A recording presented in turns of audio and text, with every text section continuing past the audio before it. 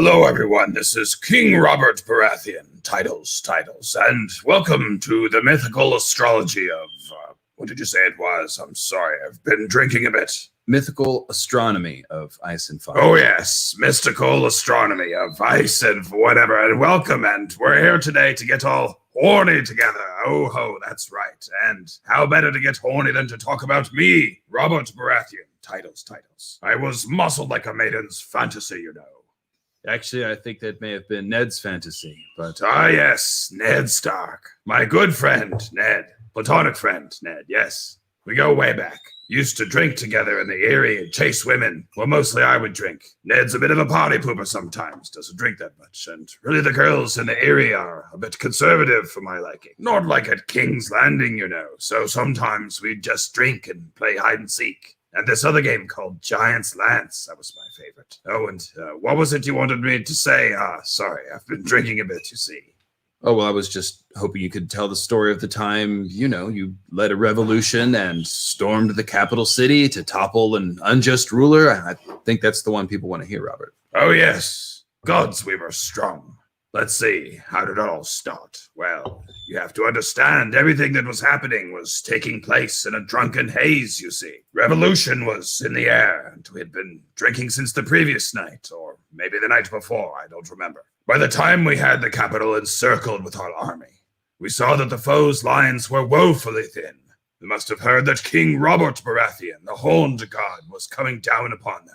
In fact, they were so terrified of me in my horned attire that they opened the gates for us and let us through. Everyone was rushing in. Gods, it was glorious. Ah, so is that when you took the iron? Quiet, man. Are you telling the story or me? Listen when your king is talking. Now, where was I? Oh, yes. Now our men were drunk with battle lust, and we were taking the fight to them all through the halls of the capital. More of us were outside, climbing the walls and barricades of the foe. And there I was, King Robert Baratheon, titles, right in the middle of it all, standing a head taller with my great horned helm. I remember it as though it were yesterday. Well, I guess it was 4 days ago, so I should remember it. 4 days ago, wait. Yes, 4 days ago. Where have you been, man? It's been all over social media. I took a selfie at Nancy Pelosi's desk in my horned helm. Surely you must have seen it. Wait a second, wait. Horned helm? Storming the Capitol in a drunken haze? Wait. That wasn't you, Robert. Those people are getting in serious trouble, Robert. Surely you didn't mean to say you were there. Oh, no, of course not. No, I was talking about Robert's rebellion the whole time. Yes, great rebellion, Robert's rebellion. Very lawful. Blessed by all the gods, old and new. All the septons say so.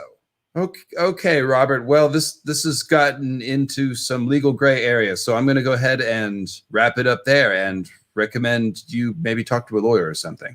Ah, yes. Well, it seems I'm a bit short of gold these days. Perhaps you've got a crypt I can hide out in for a few weeks. I won't cause much trouble. I'll just need a bit of wine. Well, a lot of wine, really. Perhaps some venison. Really, the wine is the thing. Robert Baratheon, everyone. Robert Baratheon. Thanks. Thank you, Robert, for that intro. What can you say about the man, the myth, legend, King Robert, everyone? King Robert, yes. he's been drinking a bit, you see. I've been clicking on some websites, you know. They've got that Q fellow who seems to be making a lot of sense these days, and I just thought we'd all storm the Capitol together. Yes. Not, of course, not a totally a joking matter, a serious matter. But if you want my serious thoughts on politics, you can always find those on Twitter, of course, at the Dragon LML. I hope you'll permit me my humor when somebody runs into the capital of our United States of America with horns on his head. You know, I've got to make some sort of joke about it. So, yes, we've been talking about it on Twitter all week. In any case, yes. I hope you enjoyed the King Robert and the video, the old ones Isle of Lang video that I put out this week. That was. Let me adjust the microphone here. Yeah. So the old ones, Lang theory, one of my favorites. You know, it's like right on the edge of tinfoil, but kind of, you know, there's like evidence pointing to it, but it's kind of far fetched. It's a sweet spot for strange, bizarre theories, of course. So hope you guys enjoyed that. And again, probably a third of the comments on the video were about the Robert Baratheon impression. So I think y'all enjoyed that. I definitely had a lot of fun doing that. So yeah. In any case, let me shut down Ableton Live here and get my notes up. Yada, yada, yada. Welcome, everyone. Starry Wisdom Sunday. Thanks for coming.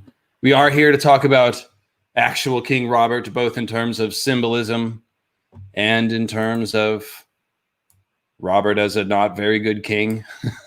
Didn't really want to be king. Yes. Let me just pull up one more thing here so I can get the chat up on the side so I can make sure I get all the fun comments that come in. And I got Maura Lee sent in a couple super chats already. And I got a really nice PayPal that I want to shout out as well. So thank you all for coming. I don't have any actual Baratheon gear. I really should. So I just went with Baratheon colors today. It's best I could do. But I've got actual antlers. So that's got to count for something, right? All right. So we got the pop out chat. Very good. Very good. So folks, I called this one titles because it is sort of emblematic of King Robert. And hello, Elisa, Supermod, Carl Karsnark, reminding you all to crush the like button. Please do. That helps. Make sure you're subscribed. Smash it with your war hammer. Yes. In any case, and of course, you can submit questions via PayPal, paypal.me/mythicalastronomy. Just in case you didn't know, there's two ways to donate to the program. We've got the super chat option below. It's somewhere around the screen. It's the YouTube function. YouTube does take a little cut of that. So it's great for smaller donations. It highlights your question in lights in front of everyone. And that's cool. If you're feeling generous and you have a slightly larger amount, say more than $20 that you want to throw my way, thank you very much. And paypal.me/mythicalastronomy is the way to do that. So I get to keep 100%. Yes. A very generous person sent me $666 over the holidays. I won't embarrass them by saying their name, but thank you. That's real money. That's real bills getting paid there. Thank you very much. I appreciate that. And I appreciate all of you guys who have been super generous during Christmas. I did work super hard in December. I put out a ton of videos, and I have that wonderful feeling of being rewarded for my hard work. So thank you. I won't go on and on, but just I'm very grateful. I'm going to keep doing this. This is the emoji I'd be making if I could. So thank you. We've got a great month of character streams planned for you. We've got King Robert today. And next week, we're going to do King Renly. Not King. Well, I guess he was king. I'm sorry. Yes. No, I'll give him his styles. King Renly and his Rainbow Guard. Of course, the symbolism of Renly and Robert, very complimentary and ties into the Green Man stuff that we just been talking about in the last video that I put out. So it seems to make sense. And yes, hail Satan, or at least Santa. Hail Santa, yes. So today, Robert, next week, Renly. Then we're going to do Cersei, who will dovetail very nicely with the Rohan Weber stuff that we just talked about last week, or was it 2 weeks ago? I can't remember. I think Barrick was last week. Rohan was 2 weeks ago. The Rohan stream was legendary. If you haven't watched the Rohan Weber stream, definitely check that out. And of course, it's a little better if you've read the Sworn Sword first. So definitely read the Dunk and Egg if you haven't. And of course, the easy way to get Dunk and Egg now is Night of the Seven Kingdoms. We've got all three packaged together in the lovely art. You'll see Dunk's sigil with the falling star and the trees on the front there. We're actually going to talk about some of that stuff today. So, and we'll follow. So Robert, Renly, Cersei, and then Jaime. The one you guys have really been waiting for, Jaime Lannister. That'll be coming at the end of this month. I believe it still fits in this month, but 4 weeks from now, in any case, 3 weeks from now, 4 streams from now. So there you go. We're going to just mow through those guys right there. Robert, Renly, Cersei, and Jaime. Yeah, Lisa, you got to read. You got to read Dunk and Egg. It doesn't take long, man. It's quick read. It's kind of thing, makes good bedtime reading. If you have, loved one like to read bedtime stories, it's kind of thing you can do. I've just been reading The Ice Dragon at night lately to a friend of mine. So It's a nice little story. The Ice Dragon is very cool, by the way. I think I want to do an Ice Dragon stream now that I've finally read The Ice Dragon, which is, of course, a short story by George R. R. Martin. It does have some clues, I think, about how the ending of A Song of Ice and Fire might go. So definitely check out The Ice Dragon, and we're going to be doing a stream about that. Another thing I'm going to do a stream about soon is Elric of Melniboné. I've been talking about Elric off and on for a few years. But I went back and I'd only read the one Elric book and rifled through the Wikipedia or whatever to, get the basic story. But I went back and read the first Elric book, at least first in the chronological order, Elric of Melniboné. They're written out of order in the in-world chronology. But in any case, I'm extra fired up for Elric. Having read the whole book, I picked up a lot of stuff about the Tower of Joy, Rhaegar, Bloodraven, Azor Ahai, all kinds of stuff. So we're definitely going to do some more Elric stuff. I've even thinking about reading some of the Elric books and putting it on the YouTube for free. I can't monetize it, but there's the Elric audiobooks. There's only a couple that are on audiobook. It's very hard to find the Elric books themselves. So I was thinking about reading them. And yes, Carl Karsnark, thanks for filling that in. Check it out. There's a ton of influence on A Song of Ice and Fire, and there's a little bit of a Lovecraft Elric overlap too. Lovecraft was written in the 20s. Elric started in the 50s, and there are some similar ideas there. Some really trippy sort of dream world ideas and multiple parallel, levels of reality and stuff. But in any case, we're here to talk about King Robert. So let's get back on topic. Yes. We should do a Gendry stream too. Maybe I'll toss in some, we'll do some, maybe Robert's Bastards. I can do Gendry and Edric Storm and Maya Stone all together or something. But in any case, comparing Robert to Henry VIII is being too nice to Henry VIII. Yeah, Henry VIII was pretty terrible. I don't know too much about medieval history, and there is some influence there. But yes, Henry VIII was truly, truly bad. Yes, shout out to Stormbringer and Mornblade. Yes. The twin Lightbringer swords of Elric. I suppose I should Talk Studios. I should complete the trilogy with Stannis. And Stannis is, I could do Stannis. I could wake me up in the middle of the night and I could do Stannis. I got his symbolism down. So without further ado, Gendry and Edric Storm together. Yeah. Yeah, I could do that. So the ship was Gendry and Edric Dane. That was the Gendrick ship. But yes, we will talk. Edric Storm is, of course, another one of Robert's bastards that we could, and they have some similar symbolism. So, in any case, yes, actually, Buds Bunny, I am going to lay out a little bit of the symbolism first. We are mostly going to talk King Robert, the person, the character. Before we get into the heavy symbolism, but I am going to weave it together today because the symbolism will pop up as we go, and it's not much of a mystery. The main symbolic roles that Robert is playing, obviously, one is as a green man king. All the Baratheons are doing that. Renly makes it really obvious, and even though Robert has black and yellow coloring with the Baratheons, he's often in his hunting greens, which gives him the green man symbolism, especially when he's hunting. It's very Cernunno, Herne the Hunter like. So I don't need to, that's not really a mystery. I don't need to explain that at length. But of course, you guys know that Garth the Green was the first man in Westeros, the first High King of Westeros.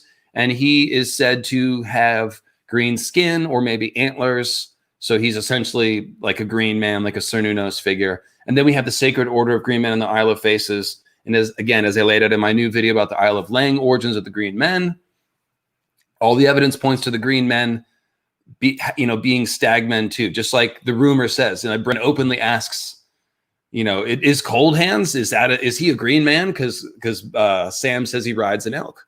And the green men sometimes ride on elks, and sometimes they have antlers too. So that's what we're talking about. Robert, so the idea is that the first king of Westeros was an antler man, Garth the Green. And then we get King Robert as an echo of that. And then, as Buds Bunny is noting, yes, he's also got Thor and Zeus parallels. Zeus, particularly with the fertility fertility, the rapiness, if you will. Robert, of course, has many bastards, and all the lightning storm god stuff. And what's interesting is that that George has combined the obvious like Thor and general storm god, lightning and hammer symbolism with that green man image, right? So on one hand, Robert is a very obvious Thor parallel with his hammer and his, and all the lightning symbolism that goes with him. But it's combined with this green man image. And of course, the green men were said to bring down the hammer of the waters, right? And that's really why George has done this. Robert gives us a lot of clues about the green men and the hammer of the waters. So we'll get into some of that symbolism later, because that's a little off track from Robert. That's really more about the green men and stuff. But when Robert attacks Storm's End, as I've pointed out before, he brings all of the moon meteor symbol, not Storm's End, I'm sorry, Pike, during the Greyjoy Rebellion, when Robert and Ned go to put down the Greyjoy Rebellion at Pike. There's all the, the meteor strike symbolism, flaming sword. Thoros is there with his flaming sword. I've talked about that in Grey King and the Sea Dragon, so we'll touch on that a little bit too. But the whole point of that is that the Hammer of the Waters was a moon meteor. And so Robert, the Green Man, carries around a hammer, but then he's also got the lightning and storm symbolism of the storm god to make us think of the storm god's thunderbolt of the Grey King myth, which brings us back to moon meteors. So in any case, now that we've got that, the other thing that I want to lay out before I start reading the Robert quotes is the Green Man symbolism. So I guess I started answering this already. So yeah, the Warhammer again. Yeah, I did. I guess I just got it. I psychically answered Peter Trump's question without reading it. We're on the same page somehow. And we are going to go back to the hammer a little bit later too. So the other thing about Robert is, again, the Stag Man, Cernunno, Screen Man thing. Yes, we got that. But Robert is specifically a Summer King version of Cernunnos. Of course, many of you will know, either from my podcast or just from your knowledge of world mythology, that the Green Man figure, the Cernunnos figure, he represents the vitality of nature. And so sometimes he appears as one character and he dies in the fall, representing the green of nature, fading away in the fall, hibernating in the winter. Cernunnos is dead in the winter. The Green Man is dead in the winter. And then he wakes up in the spring with all kinds of Beltane rituals and spring rituals, May Day rituals. In many versions, the triple goddess resurrects the green, the horn god. But sometimes the horn god is split in half to the oak and the holly king, as we know. And of course, got my Christmas tree here. The holly king rules over the winter months, and the oak king rules over the summer months. And they sort of kill each other every 6 months, or they take places. There's many versions of the myth. But the idea is that the idea of nature has been split in half. And so we've got the Holly King to represent winter, when the green sort of hibernates and it's cold in the world. And then we've got the Summer King representing the fertility of summer. And George wants us to understand this mythology. Robert is labeled as a horned god openly. Ned thinks about Robert a lot, but he thinks about him with his antlered helm, sitting astride his horse, quote, like a horned god. So that's much like when the crow says, Jon Snow, Corn King, or the Raven, rather. That's one of those examples of George telling us, go look up the Corn King mythology. And it turns out the Corn King is actually a name for the broader archetype of nature gods who die in the fall and resurrect in the spring. And they're called Corn Kings because it's always about the harvest. Think about Cernunnos represents nature, and in the fall you harvest your corn and your wheat and all that stuff. That's when Cernunnos dies. You're harvesting the plants, you're kind of killing them, but you're making use of them. And then in the spring you plant again, and then things start growing. So the harvest is a big part of that. And so when Cernunnos dies, he's kind of sacrificing himself to feed the people, right? And so that's a part of the Corn King mythology. And Jon Snow, he literally is killed primarily for letting the wildlings through the wall, which he's giving them food and shelter. Okay, when they come through, he's literally feeding them as they come through, sheltering them from the others. So Jon is dying like a corn king to feed the people. And he's dying right as winter comes. And when he gets resurrected, it's going to be to help bring the spring, et cetera, et cetera. So Robert is labeled as, yes, yeah, hello, Burb. The Burbs are, they've been very unruly lately. They're probably going to be noisy today, but I'll do my best. It'll be way worse. If Goose is out here, see, here's the thing. The reason why I don't bring the birds out is because Goose will be quiet most of the time. But when he's not quiet, his shrieking chirp is a frequency that just cuts right through yon microphone and through the YouTube and into the eardrums. It's also the headphone frequency. So it's super painful if Goose is out here and he starts squeaking. I don't want to do that to you guys. So you're gonna have to deal with it in the background. Best I can do. It's pretend I'm in nature and there's the birds are chirping in the background. Yes. So in any case, Robert, when he comes, so George wants us to see Robert as a horned god. He hangs the sign right on there and says, this guy is like a horned god. Then we have the very first chapter where we see Robert. And he just jumps off the page as a summer god, a Garth, a fertile Garth summer figure. And this is also one of the great Robert quotes. So let me, you know what I'm going to need to do King Robert voice all day is going to be some lozenges. So yes, thank you, Hypatia, looking out for me. Yes, I will have to do a slightly toned down King Robert voice. I recorded the intro last night so that I could do a real hearty King Robert and then let my vocal cords rest, because obviously I can't do that all day and talk. But let me grab my lozenges. Give me 30 seconds. I'll be right back.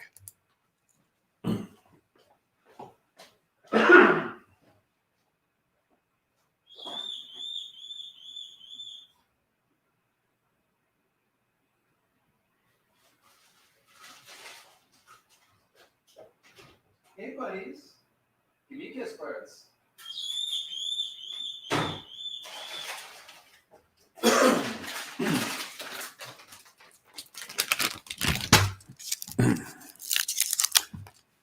And then, of course, later, we will check on Robert. He's hiding in the crypts. He's hiding out from the law, as you guys know. He got caught up in the QAnon MAGA mob, you know, and now that the law is looking for him now. You know, you saw him with those horns. He was up there, feet up on Pelosi's desk. You can't do that. Can't get away with that. So, anyways, I'm sheltering Robert in the crypts, which I probably shouldn't have said that. Now I'm gonna have to move him, but we'll check on him later. We'll see how he's doing down there. I gave him some wine. He's hiding out. So, yeah, it's that YouTube radicalization, man. You gotta be careful. So, all right. Yeah, I whispered to the birds best I could. I gave them some sweet nothings. And oh yes. Before I go any further, let me shout out that PayPal I got before the show. And there's been a couple. Look at that, you guys. So this first one was from Kayla. Thank you very much, Kayla. Super generous. Really appreciate that. And I will put it to good use. Absolutely. And then we have Clark.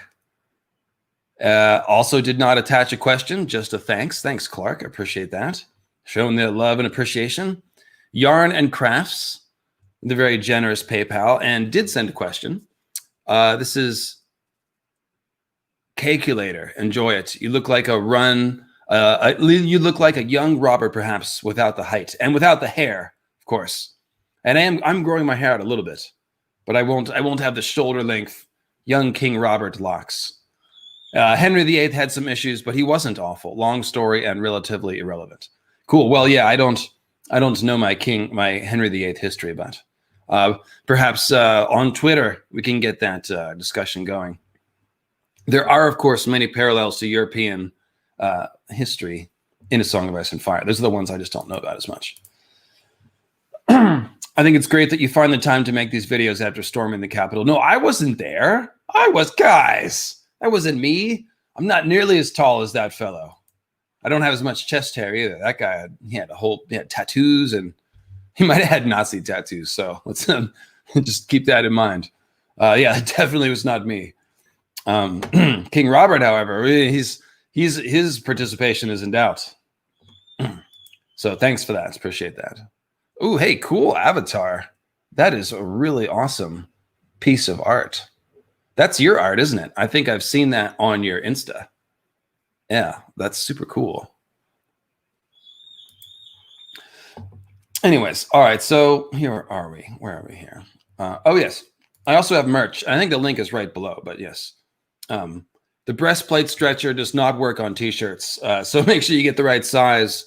And by the way, there are, like, some of the t-shirts are fashion fit, some of them are straight. All the exact measurements are on the Teespring website. They're very good about that. So if you're one of those people that doesn't like your t-shirts too short or too long or too tight or too big or whatever, just check out the fine print. It should all be there. I made several different kinds of t-shirt in every design. A couple ladies fit, couple unisex, couple men's, so that you guys would have those options, blah, blah, blah, blah. King Robert. King Robert, yes. Let's go to Winterfell and visit my old friend Ned Stark.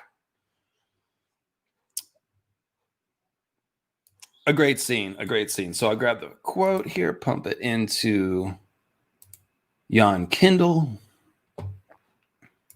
What I do is I grab the first line or two of each quote so that I can search it in the Kindle and pull it up. That way I don't have to try to copy and paste way too much stuff into a doc. Yeah, he did totally have white supremacist tattoos. Yeah, so there was some bad folks up there. Yes, there were. So this is Game of Thrones, Chapter 4, and I'm going to start right from the beginning of the chapter. There we go. Yes. I do have my drinking horn, of course.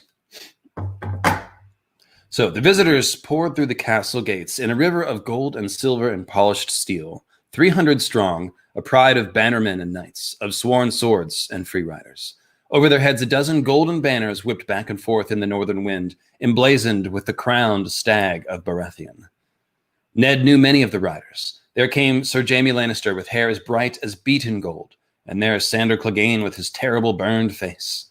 The tall boy beside him could only be the crown prince, and that stunted little man behind them was surely the imp, Tyrion Lannister. Yet the huge man at the head of the column, flanked by two knights in the snow-white cloaks of the Kingsguard, seemed almost a stranger to Ned, until he vaulted off the back of his warhorse with a familiar roar and crushed him in that bone-crunching hug. Ned, but it's good to see that frozen face of yours. The king looked him over top to bottom and laughed. You've not changed at all. Would that Ned had been able to say the same. 15 years passed when they had ridden forth to win a throne. The Lord of Storm's End had been clean-shaven, clear-eyed, and muscled like a maiden's fantasy, or muscled like an Eddard's fantasy. 6.5 feet tall, he towered over lesser men, and when he donned his armor and the great antlered helm of his house, he became a veritable giant. He'd had a giant's strength, too, his weapon of choice a spiked iron warhammer that Ned could scarcely lift. In those days, the smell of leather and blood had clung to him like perfume. Now it was perfume that clung to him like perfume, and he had a girth to match his height. I love that line. I think that's one of the best lines of this first book.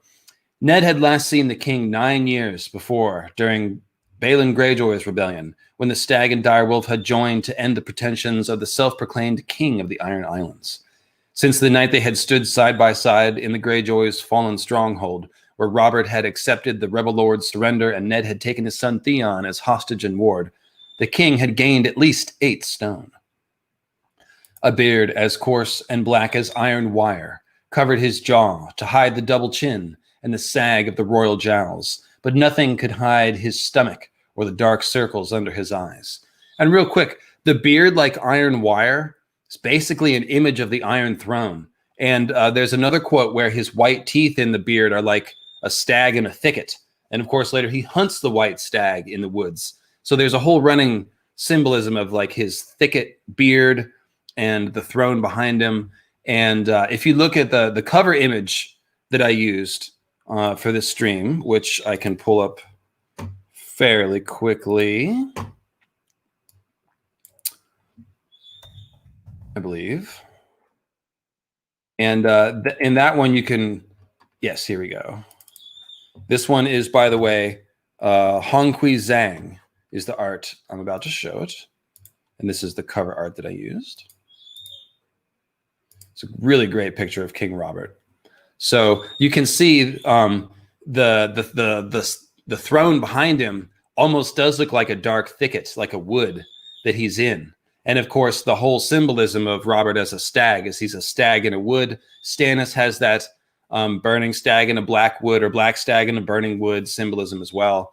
So that's kind of just cool little bit of symbolism there. It's like the Iron Throne is kind of like a dead version of nature. We've also seen it has like flower symbolism as well. You could think of it as like a black flower with the king sitting on the throne as like the center of the flower. That symbolism is happening as well. And of course, the throne is also kind of like a fan of exploding black swords, which makes it a great image of the exploding moon. The moon meteors were like swords and dragons as they flew outward from the central explosion. And of course, it's all associated with that black stone and darkness, black swords like the Valyrian swords. So the Iron Throne itself is a symbol of the exploding moon. And usually you have a Targaryen king sitting in the middle. And of course, a Targaryen king has all the silver and gold moon coloring symbolism to them. So it's very much like a silver moon in the middle. Well, it's actually like a sun moon in the middle because, of course, I'm getting into mythical astronomy again. The moon wanders too close to the sun. That creates an eclipse alignment. And so you have essentially the Targaryens with combined solar and lunar symbolism, and then this black exploding sword shape around them. So it's one of my favorite symbols, but also doubles for Robert as well. And yes, let's get back to the quote. Where were we? And I'll leave the art up for just a second because it's cool while I read. I'll get me on the side, though. How about that? I'm important, too. You should. There we go. There we go. Elisa, what are you asking me? Should I stay and chill or work on my trolls? But that's up to you, Elisa. Follow your inspiration. But, of course, Elisa Patience does have a cool YouTube channel, which you can find. It's called Elisa Patience, just as spelled on the screen. And she's focusing on the fairy folk, not fairy folk, but like classic folk tales that influence A Song of Ice and Fire. So back to the lecture at hand. Back to the quote. All right. So black iron wire covered his jaw to hide his double chin and the sag of his royal jaws, but nothing could hide his stomach or the dark circles under his eyes. Yet Robert was Ned's king now and not just a friend. So he said only, "Your Grace, Winterfell is yours." By then, the others were dismounting as well, like those Snow White Kingsguard, and grooms were coming forward for their mounts. Robert's queen, Cersei Lannister, entered on foot with her younger children. The wheelhouse in which they had ridden, a huge double-decked carriage of oiled oak and gilded metal pulled by 40 heavy draft horses, was too wide to pass through the castle gate. Ned knelt in the snow to kiss the queen's ring, while Robert embraced Catelyn like a long-lost sister. Then the children had been brought forward, introduced and approved of by both sides. No sooner had those formalities of greeting been completed than the king had said to his host, "Take me down to your crypt, Eddard. I would pay my respects." Ned loved him for that, for remembering her still after all these years. He called for a lantern. No other words were needed. The queen had begun to protest. They had been riding since dawn, and everyone was tired and cold. Surely they should refresh themselves first. The dead would wait. She had said no more than that. Robert had looked at her, and her twin brother Jaime had taken her quietly by the arm, and she had said no more. They went down to the crypt together, Ned and this king he scarcely recognized. The winding stone steps were narrow. Ned went first with the lantern. I was starting to think we would never reach Winterfell, Robert complained as they descended. In the south, the way they talk about my 7 kingdoms, a man forgets that your part is as big as the other 6 combined. I trust you enjoyed your journey, Your Grace. Robert snorted. Bogs and forests and fields, and scarcely a decent inn north of the neck. I've never seen such a vast emptiness. Where are all your people? Likely they were too shy to come out, Ned jested. He could feel the chill coming up the stairs, a cold breath from deep within the earth. Kings are a rare sight in the north. Robert snorted. More likely they were hiding under the snow. Snow, Ned. The king put one hand on the wall to steady himself as they descended. Late summer snows are common enough, Ned said. I hope they did not trouble you. They are usually mild. The others take your mild snows, Robert swore. What will this place be like in winter? I shudder to think. The winters are hard, Ned admitted, but the Starks will endure. We always have. Okay, so this is the money paragraph here. I'll do my best to keep the Robert voice going. You need to come south, Robert told him. You need a taste of summer before it flees. In Highgarden, there are fields of golden roses that stretch away as far as the eye can see. The fruits are so ripe they explode in your mouth. Melons, peaches, fire plums. You've never tasted such sweetness. You'll see, I brought you some. Even at Storm's End, with that good wind off the bay, the days are so hot you can barely move. And you ought to see the towns, Ned. Flowers everywhere. The markets bursting with food. And the summer wines are so cheap and so good that you can get drunk just breathing the air. Everyone is fat and drunk and rich. He laughed and slapped his own ample stomach with a thump. I don't have an ample stomach, but it's best I can do. And the girls, Ned, he exclaimed, his eyes sparkling. I swear, women lose all modesty in the heat. They swim naked in the river right beneath the castle. Even in the streets, it's too damn hot for wool or fur, so they go around in these short gowns. Silk if they have the silver, and cotton if not. But it's all the same when they start sweating and the cloth sticks to the skin.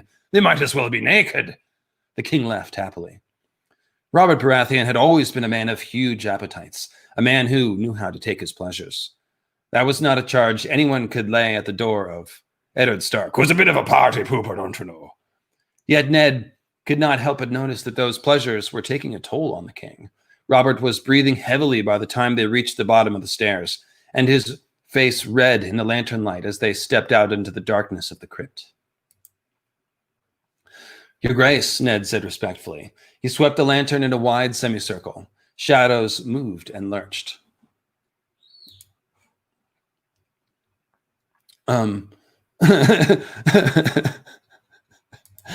Elisa. Yes, I scored this many points. Yes. Robert definitely kept score. Anyways, but of course, that is the whole Summer King thing, right? I mean, that's kind of the deal. He's talking about how ripe the fruit is, how ripe the women are. You know, it's hot. Everyone's rich and fat and drinking and eating. I mean, it's just, I talked about it last week. Think of the Ghost of Christmas Present in Christmas Carol. You know, he first appears in the giant feast room with food everywhere. He's big, you know, a little bit of an ample stomach and a big beard and rich robes. And that's the idea. He represents the bounty of the summer harvest. But the thing is, in A Song of Ice and Fire, everything that is sweet pretty much contains a rot underneath. And so too it is with Robert's reign, as we're going to see in some of these quotes that we're going to get into. There is, you know, even though Robert presides over a long summer, and again, that's another Summer King thing. It's been summer for almost his entire reign. It's the long summer they keep talking about. There is that rot beneath, you know, as Ned gets to King's Landing, he finds out there's all kinds of crap going on. He's drinking a hole through the treasury, you know, and worse, you know, letting the Lannisters surround him and take power, and Peter Baelish and Varys, and just everyone is, you know, running wild and doing corrupt things while Robert is sort of absentee. You know, titles. I don't know. Roynar, Andals, something or other. I don't know. More wine. In any case, yeah. So let's see here.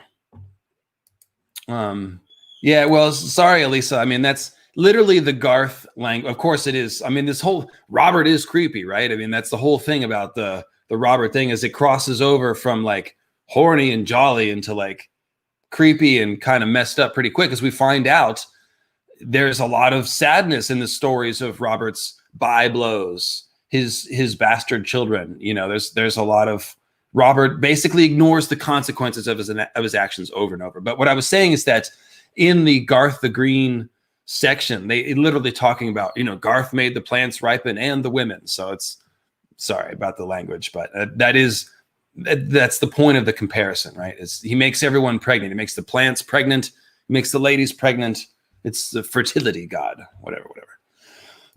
Now, the thing is that, like I said, George undercuts that by showing you that you can't just party and eat, drink, and be merry, especially when you're the king and you have actual responsibilities, like taking care of the kingdom and, fighting COVID and doing something about COVID. And instead you don't. You just, oh, wait, okay, I'm getting confused again. All the Twitter stuff's running together. No, but of course, Robert is very much an absentee king. That's the point. And so all the sweetness that he's bragging of to Ned here is masking something very rotten beneath. And of course, Ned can see that right as he comes. Like, yes, he's Summer King and he's talking all this mess, but Ned can see, the pleasures have taken a toll on him. And that's kind of, so right here, George is setting the tone with with King Robert. We're showing it like this is the end of the summer. And of course, just to harp on the whole seasons thing, when Rhaegar abducted Lyanna right before Robert's rebellion, that was during the winter. There was the year of the fall spring that popped up in the middle of the winter, and then the winter came snarling back with a vengeance, and King's Landing was snowed over. The Blackwater Rush was frozen over. So basically there was a winter going on, and then Robert essentially breaks the power of the Targaryens and takes over, and soon after then we get the real spring in the summer. So Robert dies kind of right as the fall is coming on, and it literally, the maesters send out the ravens that say fall is here right the moment that Robert is dying. It's like the next chapter after Robert dies that they like, oh, by the way, it's fall. So it's very, very on the nose, right out in front. So let me see if there's any other quotes from Ned and Robert in the crypts that we want to read. It basically goes on. You guys know the scene. Ned is representing the King of Winter, and so he doesn't have humor. He's got a frozen face, and similarly, the statues of the Kings of Winter have no humor. And every time Robert laughs and makes a joke, Ned thinks about how inappropriate it is and how the Kings of Winter are frowning. So there's this really heavy contrast between the mirth and jolliness of Robert and the grim reality of winter and death. And of course, this is also a lot of death foreshadowing, because Robert, his death is coming, and he's already laid the seeds for his own death. And this move to come north and ask Ned to be the hand is like one last desperate move that Robert is making to try to save himself from the consequences of his corrupt realm. But it can't. It's too late to work. So Genty M says the myth brings up the myth of Asgard's walls. Guy offers to build for Freya, the sun and the moon. Oh, this is going to be you're trying to summarize this whole myth in one YouTube comment. So this is a good story. We should go into it. But from the last day of winter to finish or no payment. That's right. He's got to build the wall. It's on the almost finishes, but Loki lures his horse away, posing as a mare. Loki gives birth to Sleipnir. Yeah, well, that's a whole rabbit hole. I don't know if I can go down right now. What's the correlation to what we're talking about right now that you were trying to put your nose on as far as the seasons go? I forget how the seasons lay over that myth, but I think that was your point. Oh, you just watched Shamanic Thunder Horse today. Oh, yes. Yeah, I know that's the one to watch if you like Sleipnir and Odin and Yggdrasil and all that sort of shamanic astral projection horse. Yeah, we got into that a little bit. I do need to get into the Loki. I didn't talk about the Loki part of Sleipnir too much, though. Okay, so like I said, the scene goes on. He's foreshadowing his death. I think that's pretty much all I need out of that quote. So the next one that I've got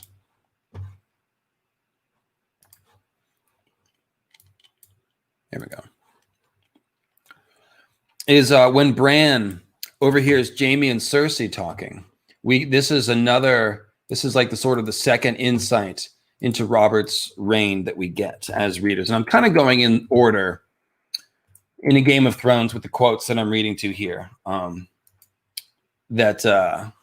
So we can, because George sort of lays all this out in a specific order as far as giving us gradual glimpses into the corruption of the reign. And it starts off looking pretty good, and then it sort of gets worse and worse. So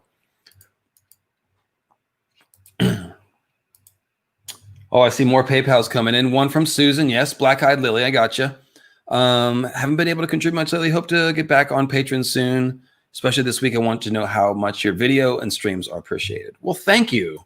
And guys, of course, you know, if you're a patron and you have to discontinue because of financial issues or whatever, like, I totally get that. I appreciate all the support, patrons past and present. And you know, if you can come back around, that's always cool too. But of course, you know, times are tough right now, so I totally understand. And if you can't, even if you can't do the patron thing, you can of course leave comments, share the videos. That's all super helpful, just as important, if not more so. So there we go. Let's see here.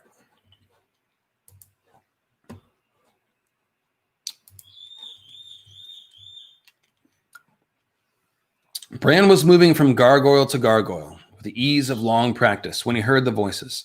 He was so startled he almost lost his grip. The first keep had been empty all his life. I do not like it, a woman was saying.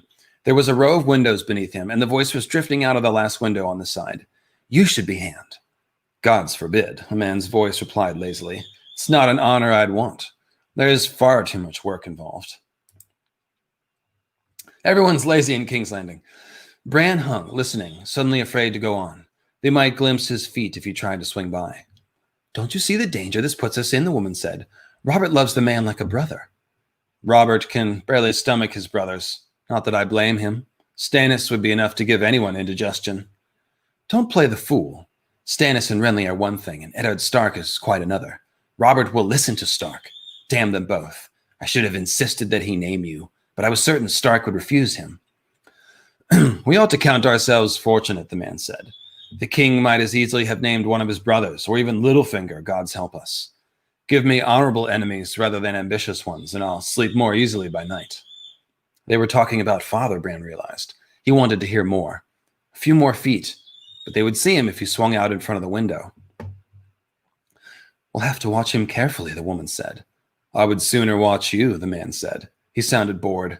Come back here.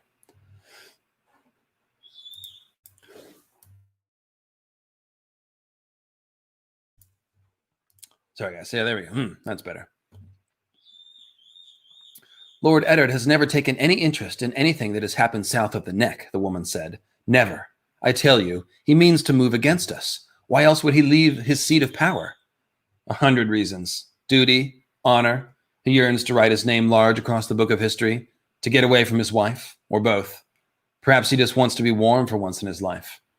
His wife is Lady Aaron's sister. It's a wonder Lysa was not here to greet us with her accusations. Bran looked down. There was a narrow ledge beneath the window, only a few inches wide. He tried to lower himself toward it. Too far. He would never reach. You fret too much. Lysa Arryn is a frightened cow. That frightened cow shared Jon Arryn's bed. If she knew anything, she would have gone to Robert before she fled King's Landing. When he had already agreed to foster that weakling son of hers at Casterly Rock? I think not. She knew the boy's life would be hostage to her silence. She may grow bolder now that he's safe atop the Eyrie. Mothers. The man made the words sound like a curse. I think birthing does something to your minds. You're all mad, he laughed. It was a bitter sound. Yet let Lady Aaron grow as bold as she likes. Whatever she knows, whatever she thinks she knows, she has no proof. He paused a moment. Or does she? Do you think the king will require proof? The woman said. I tell you, he loves me not. And whose fault is that, sweet sister? Bran studied the ledge. Blah, blah, blah, blah, blah. Then she says, you are as blind as Robert. You mean I see the same thing? Yes, the man said. I see a man who would sooner die than betray his king. He betrayed one already, or have you forgotten? The woman said. Oh, I don't deny he's loyal to Robert. That's obvious. What happens when Robert dies and Joff takes the throne? And the sooner that comes to pass, the safer we'll all be. My husband grows more restless every day. Having Stark beside him will only make him worse.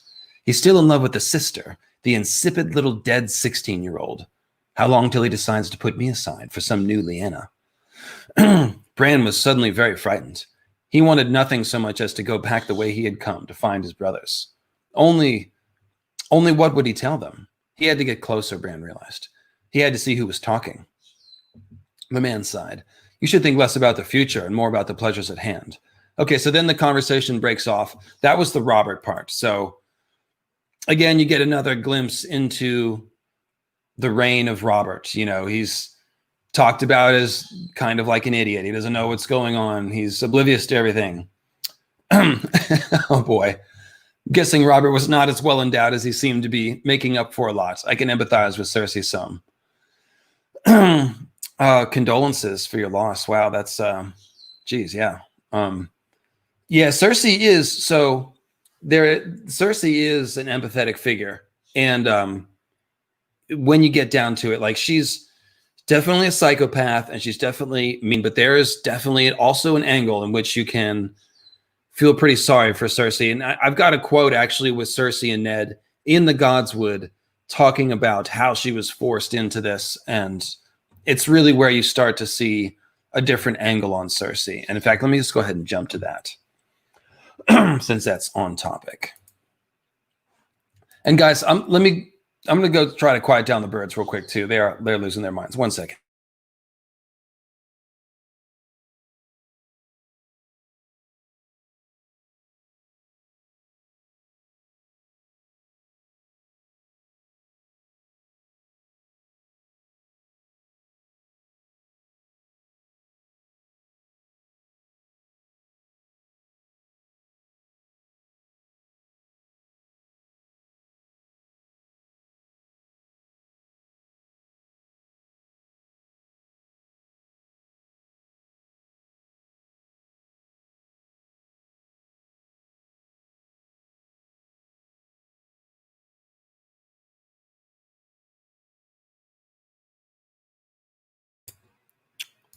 And we're back. Thank you. I turn the lights down in there, see if that works. Oh, birds. They don't understand why they can't be on my shoulder 24 hours a day. All right, so let's see here. Where were we? There was the question. So what do you guys think? Is Robert not well endowed? You think Robert is making up for something? It's definitely possible. Cersei talks about him in pretty derogative terms, man. Let's see here. She doesn't say that specifically, but let's see. Let me pull up that one. Okay, there it is.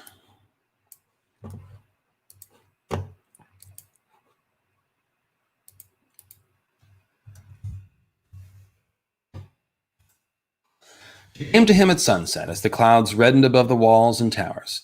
She came alone, as he had bid her. For once she was dressed simply, in leather boots and hunting greens.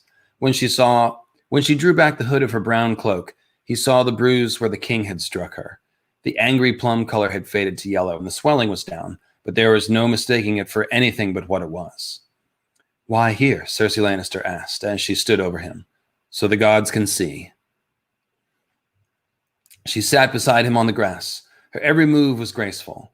Her curling blonde hair moved in the wind, and her eyes were green as the leaves of summer. And just real quick, of course, you know, Cersei, as we'll talk about, definitely does a lot of Nissa, child of the forest symbolism. She is obviously a cat woman because she's a Lannister. She has the green eyes and gold hair. So green and gold being the colors of summer, and also the colors of the eyes of the children of the forest. And then here she's dressed in the hunting greens, and she's in the Godswood. So this is very much a Cersei as Nissa type of scene. We're going to do the Cersei symbolism in a couple weeks, like I said, but just wanted to point it out while we're here. Oh, look, this is funny. So her every move was graceful. Her curling blonde hair moved in the wind, and her eyes were green as the leaves of summer. It had been a long time since Ned Stark had seen her beauty, but he saw it now. Then he says, "I know the truth Jon Arryn died for." "Do you?" The queen watched his face, as wary as a cat. So George has given us all. There's the cat symbolism just emphasized while she's looking like a summer green woman. Anyways. "Is that why you called me here, Lord Stark, to pose me riddles? Or is it your intent to seize me as your wife seized my brother? If you truly believed that, you would never have come. Ned touched her cheek gently. Has he done this before? Once or twice. She shied away from his hand. Never on the face before. Jaime would have killed him, even if it meant his own life. Cersei looked at him defiantly. My brother is worth 100 of your friend. And that, to me, that line says it all. Cersei refers to Robert as your friend instead of her husband. So that's like, I mean, that says a lot. Again, this is skillful writing here. The subtext of that line is just, especially at this point in the book, we're not fully realizing how broken that relationship is. So this is how George is showing it to us. My brother is worth 100 of your friend. Your brother, Ned said, or your lover? Both. She did not flinch from the truth. Since we were children together, and why not? The Targaryens wed brother to sister for 300 years to keep the bloodlines pure. And Jaime and I are more than brother and sister. We are one person in two bodies. We share a womb together. He came into this world holding my foot, our old maester said. When he is in me, I feel whole. The ghost of a smile flitted over her lips. My son, Bran. To her credit, Cersei did not look away. He saw us. You love your children, do you not? Robert had asked him the very same question the morning of the melee. He gave her the same answer. With all my heart. No less do I love mine.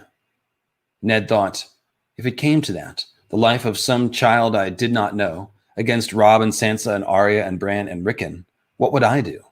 Even more so, what would Catelyn do if it were Jon's life against the children of her body? He did not know. He prayed he never would. All three are Jaime's, he said. It was not a question. Thank the gods. The seed is strong, Jon Arryn had cried on his deathbed, and so it was. All those bastards, all with hair as black as night. Grand Maester Malian recorded the last mating between Stag and Lion some 90 years ago when Tywin Lannister wed Gawain Baratheon, third son of a reigning lord. Their only issue, an unnamed boy described in Malian's tome as a large and lusty lad born with a full head of black hair, died in infancy. 30 years before that, a male Lannister had taken a Baratheon maid to wife. She had given him 3 daughters and a son, each black-haired. No matter how far back Ned searched in the brittle yellow pages, he always found the gold yielding before the coal. A dozen years, Ned said, how is it that you have had no children by the king? She lifted her head defiant. Your Robert got me with child once, she said, her voice thick with contempt. My brother found a woman to cleanse me. He never knew. If truth be told, I can scarcely bear for him to touch me, and I have not let him inside me for years. I know other ways to pleasure him, when he leaves his whores long enough to stagger up to my bedchamber. Whatever we do, the king is usually so drunk that he's forgotten it all by the next morning. How could they have all been so blind? The truth was there in front of them all the time, written on the children's faces. Ned felt sick. I remember Robert as he was the day he took the throne, every inch a king, he said quietly. 1,000 other women might have loved him with all their hearts. What did he do? What did he do to you to make you hate him so? Her eyes burned, green fire in the dusk, like the lioness that was her sigil. The night of our wedding feast, the first time we shared a bed, he called me by your sister's name. He was on top of me, in me, stinking of wine, and he whispered, Lyanna. Ned Stark thought of pale blue roses, and for a moment he wanted to weep. I do not know which of you I pity most. The queen seemed amused by that. Save your pity for yourself, Lord Stark. I want none of it. So then it goes on, and he's, let's see, is there any more Robert talking here?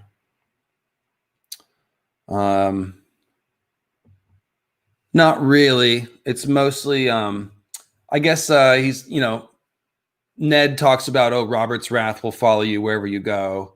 And she says, what about my wrath, Lord Stark? But that's pretty much the guts of the scene there. So, I mean, that's, like I said, I don't know if sympathies. I mean, yeah, I have sympathy for Cersei in that situation. Now, Cersei, again, she killed her friend when she was 11, pushed her down the well. Okay, Cersei is a bad person. However, the whole point of gray characters in A Song of Ice and Fire is that they have depth. There's people don't just usually become bad people for no effing reason, right? It's a cauldron of things. And even if some of it is their own nature or their own instincts, there's always that nurture side of it too. You can look at Tywin's bad parenting, the patriarchy of Westeros. Then she gets married off to King Robert, who should be this great prize, right? He's this great handsome guy. But Cersei was in love with Rhaegar, and Robert killed Rhaegar. And then, I mean, just look at that scene on their wedding night. If she had had any sort of hope of having a good marriage with this guy, instead he gets drunk, comes to the wedding bed and says somebody else's name. You know, I mean, that's messed up, dude. That's messed up. Just think about how hurtful that would be. And really, they're both broken people. And that's why Ned says, I don't know who I pity more, you know, you or Robert, because Robert is similar. He wanted Lyanna, and Lyanna's dead.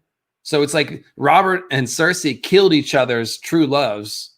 Not killed each other's true loves, but their true loves are both dead, and then they're stuck with each other. And on top of that, Robert killed Rhaegar, who was Cersei's love. So it's, you know, but even if they, like I said, even given all that, you know, they could have made the best of it, but instead, Robert just sort of drank himself into oblivion, didn't treat Cersei well. Cersei, you know, I mean, right from the get-go was poisoned against him. And so it just got worse and worse. And, you know, one of the things that the TV show really did well that was a little bit off script of the books was that scene where Robert and Cersei were talking and drinking in the Solar. It's actually the scene that I clipped a couple of these pictures from. Let's see here. Yeah, this one. And you know, he's looking up at Cersei there with a sort of poignant look, and it's a really good conversation. The whole scene, yeah. The shame is touched on there, and they're both kind of just having this moment of like, man, what a shitty marriage we've had. But you know, that was back when we had some good scenes on the show. In any case, so it's a pretty sad story that we're seeing here with King Robert. You know, all the way around, and Cersei is a part of that tragedy. So, very well written scene there in the Godswood with Cersei and Ned. Very revealing scene. So I wanted to get that one in. So thanks for bringing that angle, calculator. All right. So next one we're going to do is, yeah, so this is a short one, but it has to do with just Robert being a drunk and sort of a shadow of his former self. We get a view of him from Jon's perspective.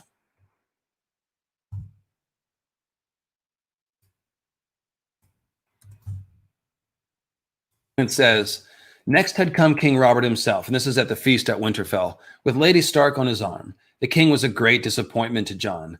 His father had talked of him often, the peerless Robert Baratheon, demon of the trident, the fiercest warrior of the realm, a giant among princes.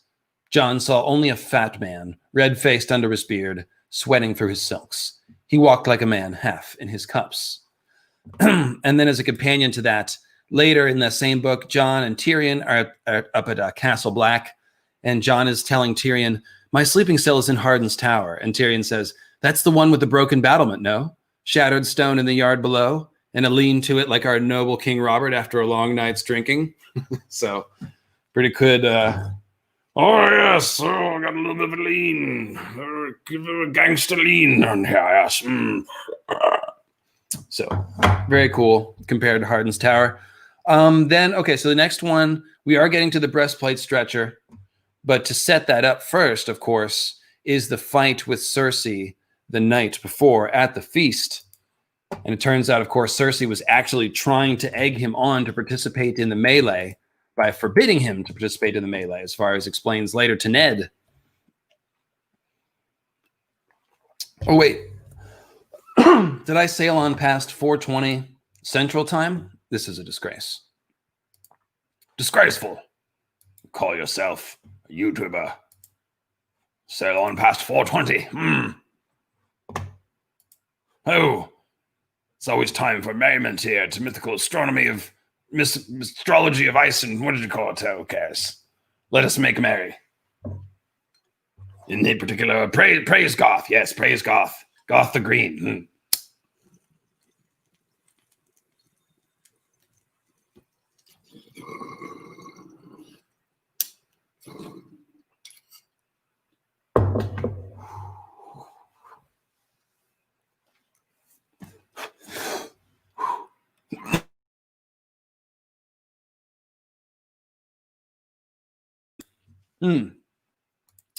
Yes, praise Garth. Praise Garth. Snow, Ned, hiding under the snow. Oh, is that what Bobby B's into? A little bit of the hiding under the snow? No, that's terrible. I do not endorse that message at all. Not even a little bit. Never once. I only smoke things.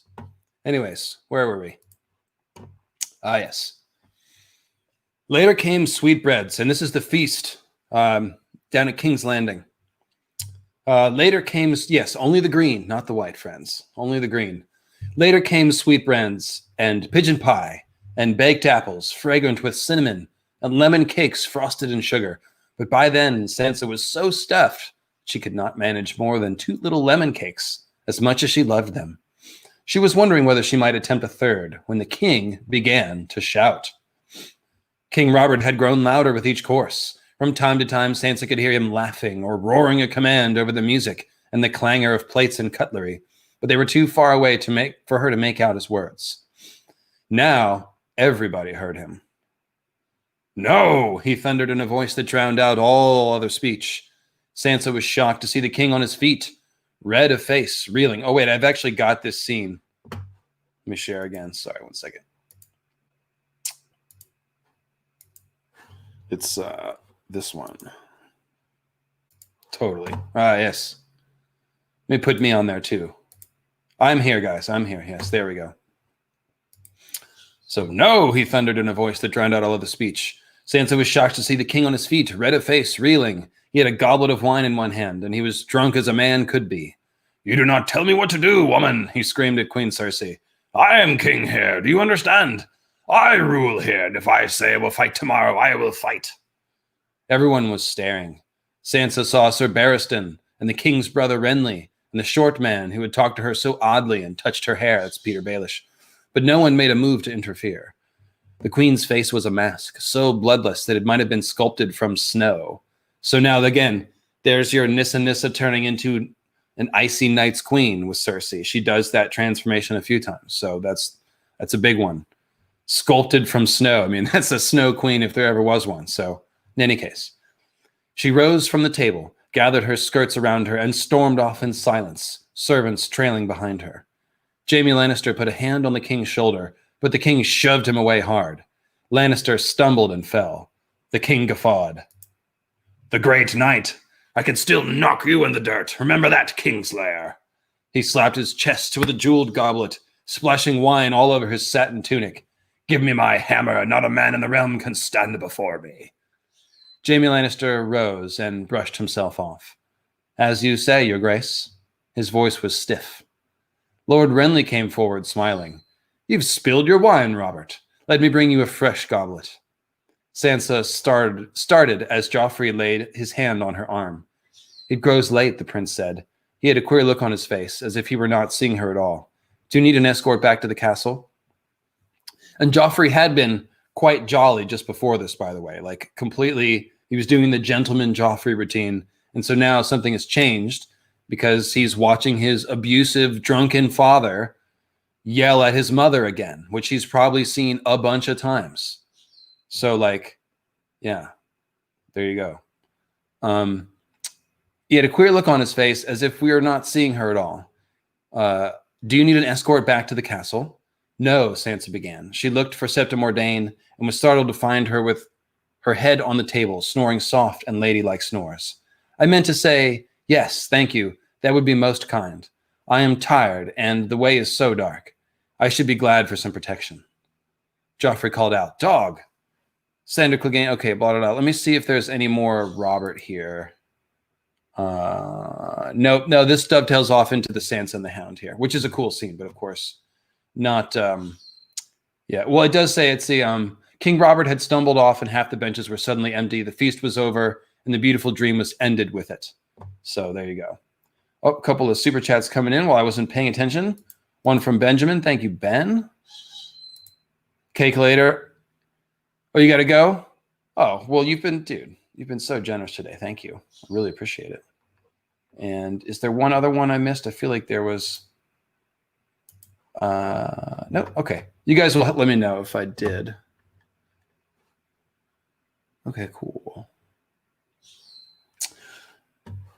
Yeah, so you can see, so this is the first half of the scene. There's a drunken fight. And of course, so I think the main angle on here, again, was Joffrey's reaction for me. It's one of those things, again, where the subtlety of George's writing is really cool because he's, instead of explaining like what's happening in a heavy-handed way about Joffrey, he's just showing us Joffrey's reactions. Like his face has a queer look. He drops his whole pleasantries. He's instantly trying to send Sansa away. He's probably feels embarrassed and weird. I don't know. I mean, I saw my parents fight a little when I was young, and it was definitely like traumatizing. Nothing quite like, well, I don't know. I mean, no, I saw my parents yell at each other. I saw some fighting. I mean, I don't know if it really matters either. Like when you're a little kid, you see your parents raising their voices and being hostile towards each other.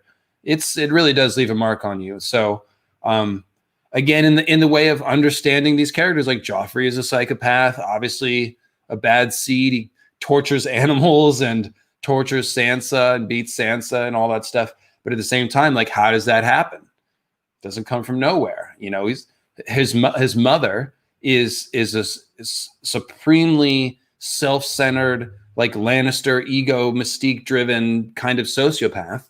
And then his father is a drunken, absentee father who's also abusive. And if he occasionally hits Cersei, it's like, you think he hit Joffrey once in a while, or, you know, at least maybe threatened to, or looked like he was about to, probably. So, you know, you can see all of that in the reaction of Joffrey. Yeah, I mean, it's basically PTSD. Exactly. That's what we're talking about. So they've all got it right. There's a lot of trauma and scarring from trauma that George is showing us here. And, you know, George talks about the hardened conflict. This is what it is. Like, that's what George is talking about. He's talking about, like, how does a realm collapse? Well, it's not just, you know, Robert was lazy and absent, didn't take his responsibilities seriously. And well, yeah, the Lannisters like to plot and scheme. Well, yeah, but like, there's really compelling personal stories in the middle of this that we can all relate to. It's different parts of this experience that maybe touches on things that we've experienced, because families are messy, marriages are messy, parenting is messy, and shit happens. So this is all pretty well crafted as far as, you know, what does a certain type of person do in a certain type of situation? How does someone like Joffrey become the way they are? How does, you know, and we're going to go back in Robert's history too. We're going to talk about Robert's rebellion and how he got stuck on the throne as well. So it's pretty well crafted personal stuff going on with all of these characters. So then the second half of this, of course, is the next day when Robert wants to fight. This is the breastplate stretcher quote. So everyone get ready. I'll cue up my yes. King Robert Baratheon. Titles. So let me pick a picture for this one. I'll go with I have this picture. It's just not labeled Robert. It's labeled Horned Helm. That's right.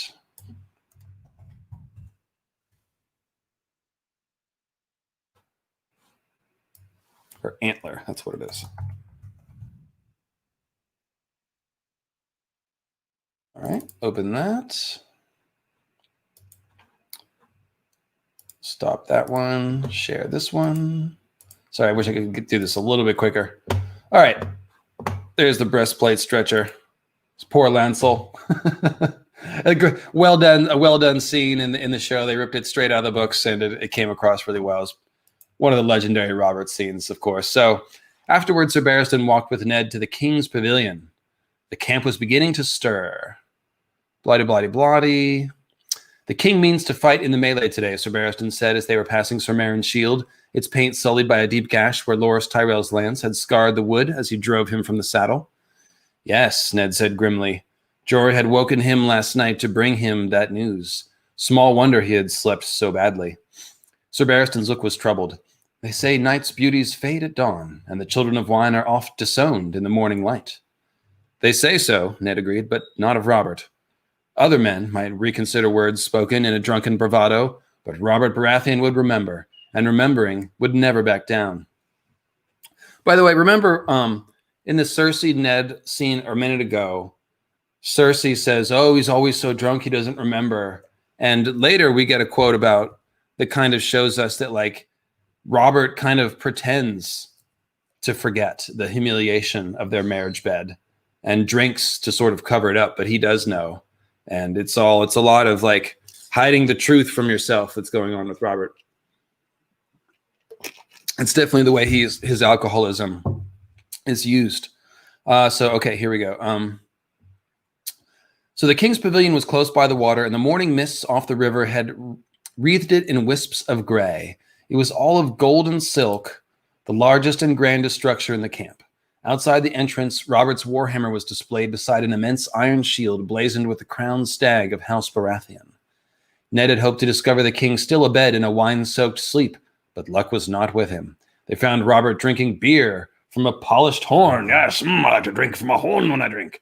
They found, and roaring his displeasure at two young squires who were trying to buckle him into his armor. Your Grace, one was saying almost in tears, it's made too small. It won't go. He fumbled, and the gorget he was trying to fit around Robert's thick neck tumbled to the ground. 7 hells, Robert swore. Do I have to do it myself? Piss on the both of you. Pick it up. Don't just stand there, gaping Lancel. Pick it up. The lad jumped, and the king noticed his company. Look at these oafs, Ned. My wife insisted I take these 2 squires to squire for me, and they're worse than useless. Can't even put on a man's armor on him properly. Squires, they say. I say they're swineherds dressed up in silk. Ned only needed a glance to understand the difficulty. The boys are not at fault, he told the king. You're too fat for your armor, Robert. Robert Baratheon took a long swallow of beer, tossed the empty horn onto his sleeping furs, wiped his mouth with the back of his hand, and said darkly, Fat? Fat, is it? Is that how you speak to your king? He let go of his laughter, sudden as a storm. Ah, damn you, Ned. Why are you always right? Why do you always do that cute thing with your face when you smile, too? It's just, every time it gets me.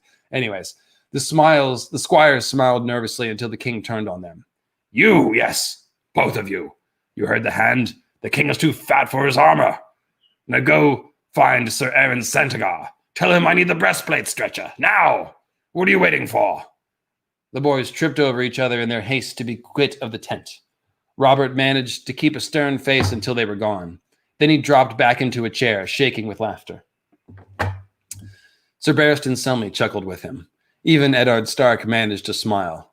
Always, though, the graver thoughts crept in. He could not help taking note of the 2 squires. Handsome boys, fair and well-made. One was Sansa's age. Okay, blah, blah, blah, blah. I wish I could have been there to see Santagar's face, Robert said. I hope he'll have to wit to send them to someone else. We ought to keep them running all day. Those boys, Ned asked him. Lannisters? Robert nodded, wiping tears from his eyes. Cousins. Sons of Lord Tywin's brother. One of the dead ones. Or perhaps the live one, now that I come to think on it. I don't recall. My wife comes from a very large family, Ned. A very ambitious family, Ned thought. And the whole, I don't recall. It's very titles, right? Like a smart politician would know this. They would know the family of their squires to know all the dynamics of what they say around them. But Robert's like, yeah, I don't know. One of the Lannisters, dead one, alive one. I don't know. Titles, you know. So the Lannister appetite for offices and honors seemed to know no bounds. The talk is you and the queen had angry words last night. The mirth curdled on Robert's face. The woman tried to forbid me to fight in the melee. She's sulking in the castle now, damn her. Your sister would never have shamed me like that. You never knew Lyanna as I did, Robert, Ned told him. You saw her beauty, but not the iron underneath. She would have told you that you had no business in the melee. You too, the king frowned. You are a sour man, Stark. Too long in the north, all the juices have frozen inside of you. Well, mine are still running. He slapped his chest to prove it. You are the king, Ned reminded him. I sit on the damn iron seat when I must. Does that mean I don't have the same hungers as other men? A bit of wine now and again? A girl squealing in bed, the feel of a horse between my legs? 7 hells, Ned, I want to hit someone. Sir Barristan Selmy spoke up. Your Grace, he said, it is not seemly that the king should ride into the melee.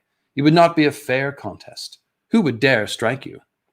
Robert seemed honestly taken aback. Why, all of them, damn it, if they can. And the last man left standing will be you, Ned finished. He saw at once that Selmy had hit the mark. The dangers of the melee were only a savor to Robert, but this touched on his pride. Sir Barristan is right. There's not a man in the 7 kingdoms who would dare risk your displeasure by hurting you. The king rose to his feet, his face flushed. Are you telling me those prancing cravens will let me win? For a certainty, Ned said, and Sir Barristan Selmy bowed his head in silent accord.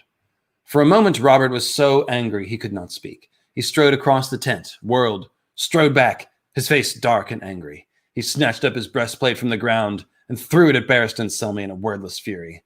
Selmy dodged. Get out, the king said then coldly. Get out before I kill you. Sir Barristan left quickly. Ned was about to follow when the king called out again. Nor to you, Ned. Ned turned back. Robert took up his horn again, filled it with beer from a barrel in the corner, and thrust it at Ned. Drink, he said brusquely. I have no thirst. Drink. Your king commands it. Ned took the horn and drank. The beer was black and thick, so strong it stung the eyes. Robert sat down again. Damn you, Ned Stark. You and Jon Arryn. I loved you both.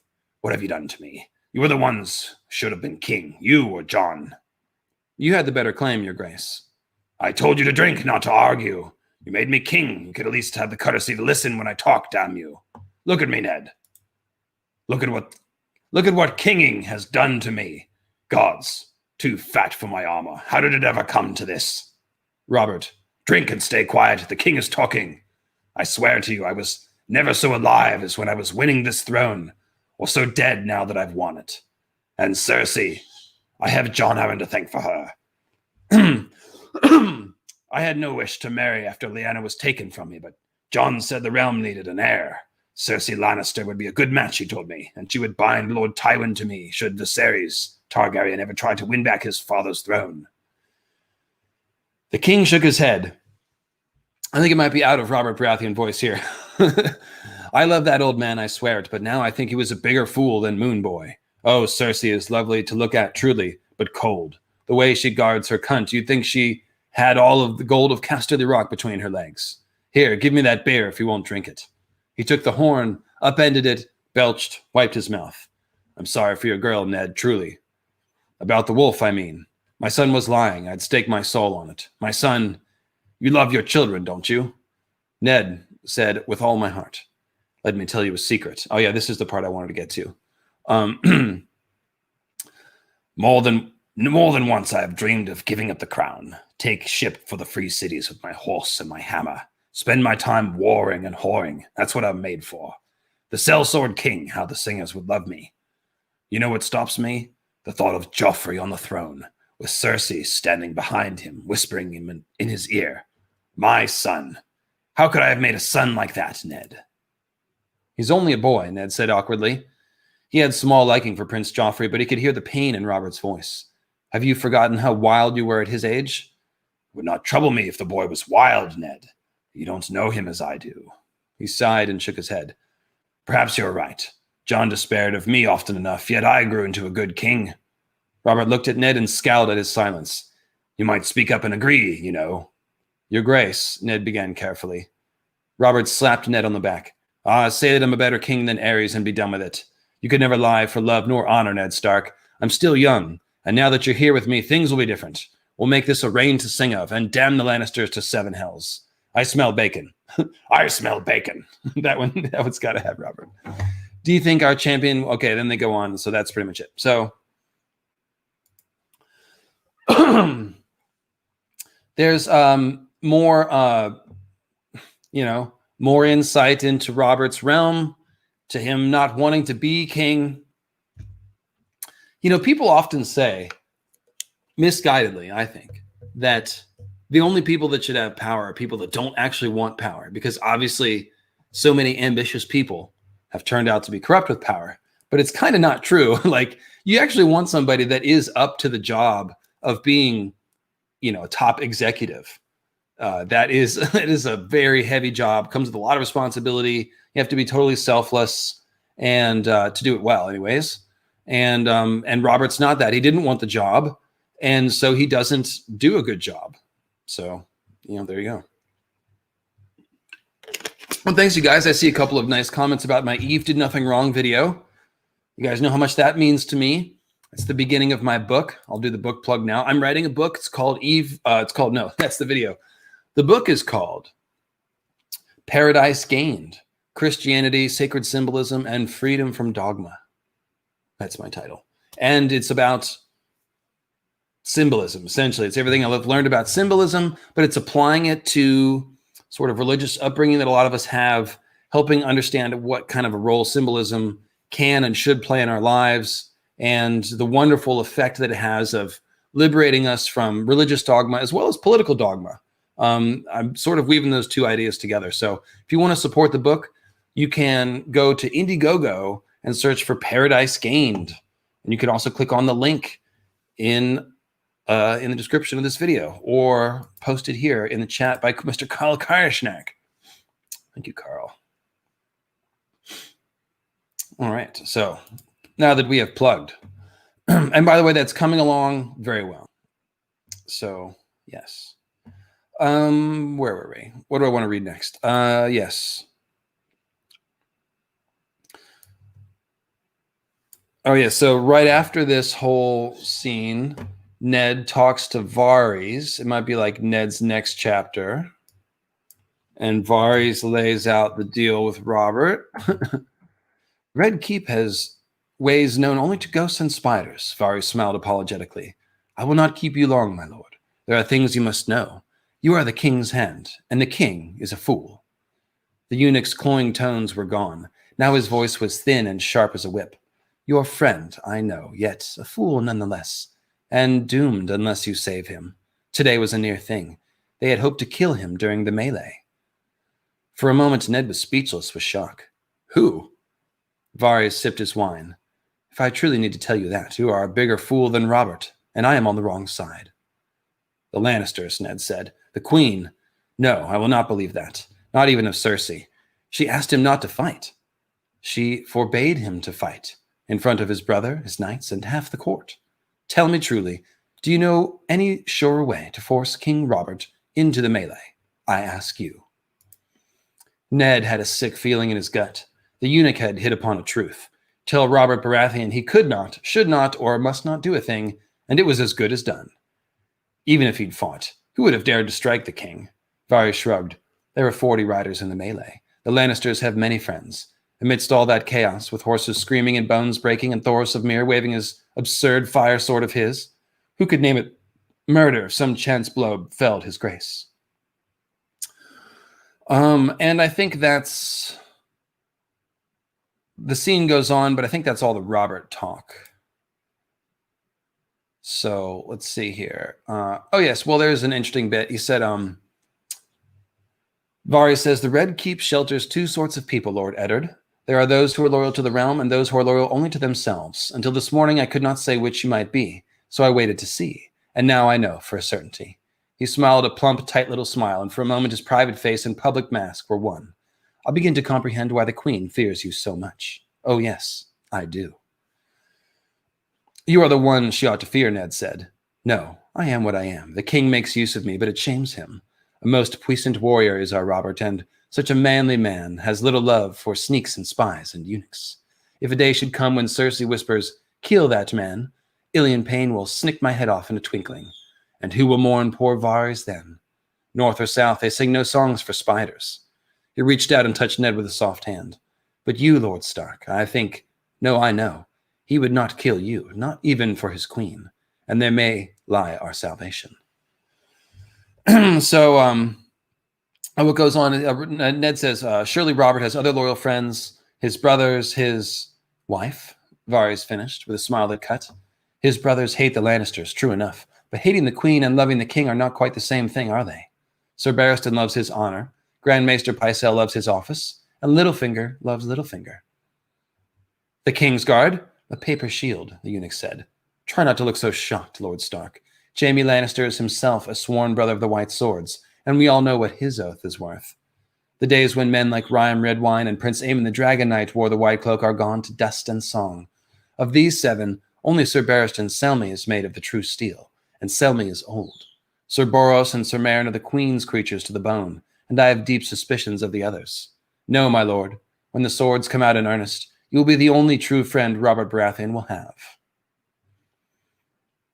So that really tells you how alone Robert is, how asleep at the wheel he is. You know, I don't think I need to harp on it there, but it's definitely an insightful scene, so I want to serve that one up to you.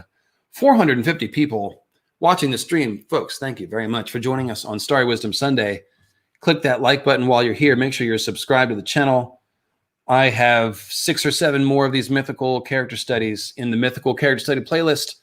And in the next few weeks, we'll be doing Renly, Cersei, and Jaime. So make sure you click the subscribe button, hit the notification bell, and then click all notifications so that you never miss a stream. Although to try to make it easier, I do it at the same time every week, 4:20 Eastern. So there you go. Symbology, puns, community. Yes, well, doing our thing. Thank you. And let me pop over to the paypal.me's real quick. Make sure I stay on top of that. Okay, looks like I have all caught up there. Very good. Thank you, folks. All right, so let's see here. This has taken longer than I thought to get through all these cool Robert quotes. We've talked about his symbolism so much, so it's okay if I don't have quite as much time for that. We will still talk about it, but let me see what other quotes I want to bring up. See, I had the small council meeting where Ned is sitting there and finding out that Robert doesn't attend the council meetings, and Varys like, oh yes, Lord Robert has a great many concerns. He doesn't trouble himself with the affairs of the realm. And Ned's just kind of gobsmacked. He's like, he doesn't even come to the meetings? And then he finds out that they're massively in debt. Just mine the thousands of dragons. I forget what it is exactly, but essentially Littlefinger's been doing money laundering and enabling Robert's spending and basically just making loans and loans. So he's been hemming the Iron Throne into a very bad place, potentially on purpose. It could be an act of sabotage as well as personal enrichment. But in any case, yeah, he doesn't even come to the meetings. Exactly. So I'll skip that quote, but that's essentially the gist of that scene. And like I said, this is where Ned is discovering the rot beneath the reign of the great Summer King Robert. It's like, oh, well, the realm has been, he's drinking a hole through the treasury, as I joked in my video. He also has many bastards. I want to read this quote because this is really humanizing the cost of Robert's philandering, and I think it's important to touch on. Because it's fun to make jokes about being horny and all that stuff. But of course, being irresponsible has a price. And Robert has been very irresponsible. So this is the scene where Littlefinger has taken Ned to the brothel to see one of Robert's bastard children because Ned is trying to figure out this mystery that, of course, Littlefinger already knows. Yeah.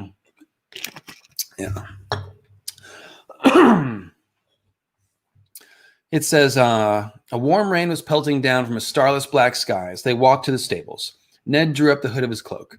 Jory brought out his horse. Young Will came right behind him, leading Littlefinger's mare with one hand, while the other fumbled with his belt and the lacings of his trousers. A barefoot whore leaned out of the stable door, giggling at him. Will we be going back to the castle, my lord? Jory asked. Ned nodded and swung into the saddle. Littlefinger mounted up beside him. Jory and the others followed. Chatiah runs a choice establishment, Littlefinger said as they ran. I've half a mind to buy it. Brothels are a much sounder investment than ships, I've found. Whores seldom sink. And when they are boarded by pirates, why, the pirates pay good coin like everyone else. Lord Peter chuckled at his own wit. Ned let him prattle on. After a time, he quieted, and they rode in silence. The streets of King's Landing were dark and deserted. The rain had driven everyone under their roofs. It beat down on Ned's head, warm as blood and relentless as old gilts. Fat drops of water ran down his face. Robert will never keep to one bed, Lyanna had told him at Winterfell on the night long ago when their father had promised her hand to the young lord of Storm's End. That probably is a long night.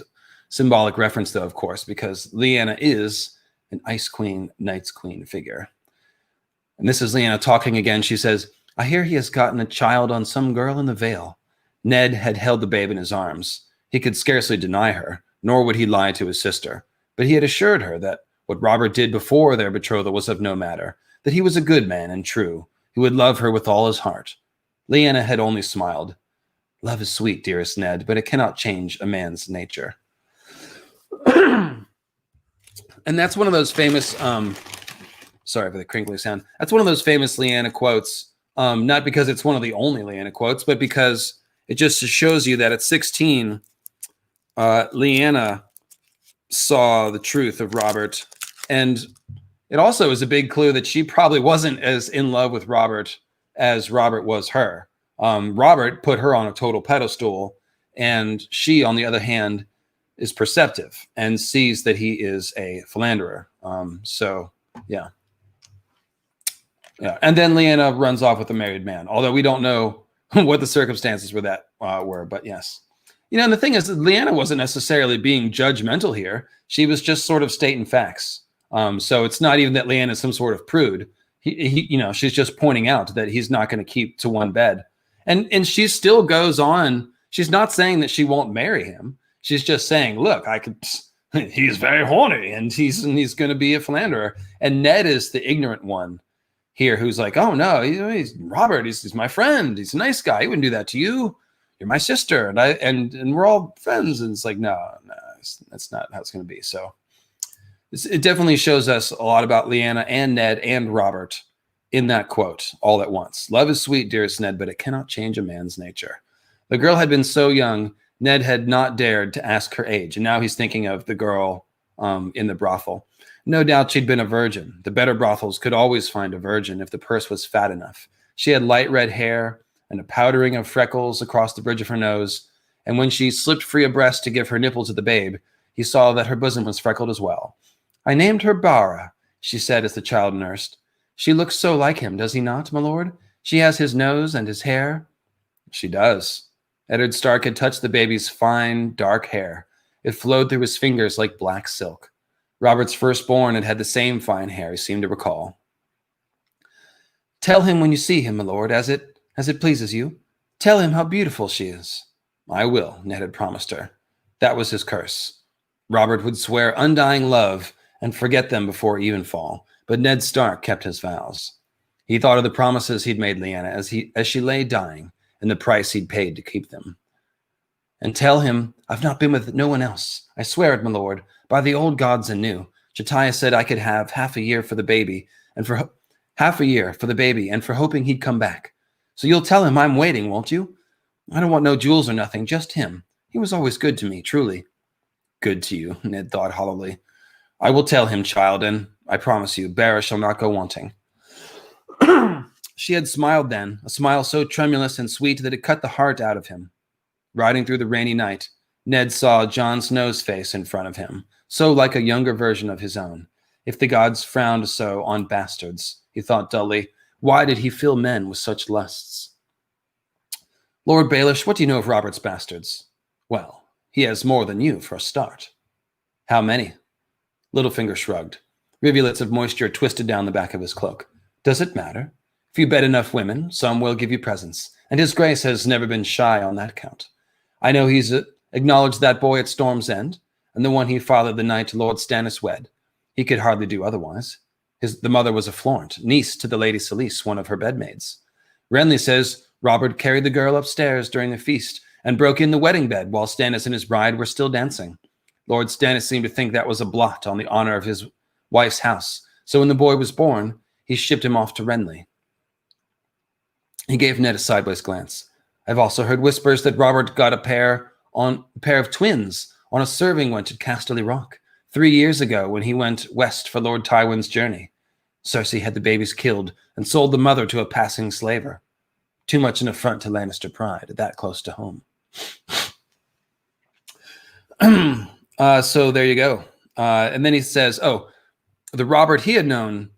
Oh, okay, so Ned Stark grimaced. Ugly tales like that were told of every great lord in the realm. He could believe it of Cersei Lannister readily enough. But would the king stand by and let it happen? The Robert he had known would not have. But the Robert he had known had never been so practiced at shutting his eyes to things he did not want to see. So, there you go. I mean,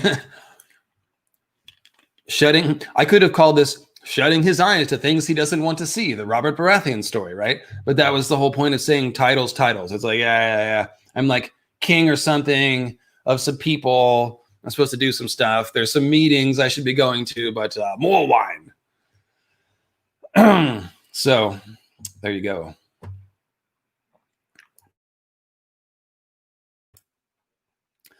Yes. So like I said, it's, the truth of Robert's reign is not hidden from us as readers. It's really right there. It is right there on the page. But let's talk about Robert's Rebellion. And for this, I shall take out my physical copy, a very large tome, The World of Ice and Fire. I've had a request to read more directly from the books, so we shall. Let's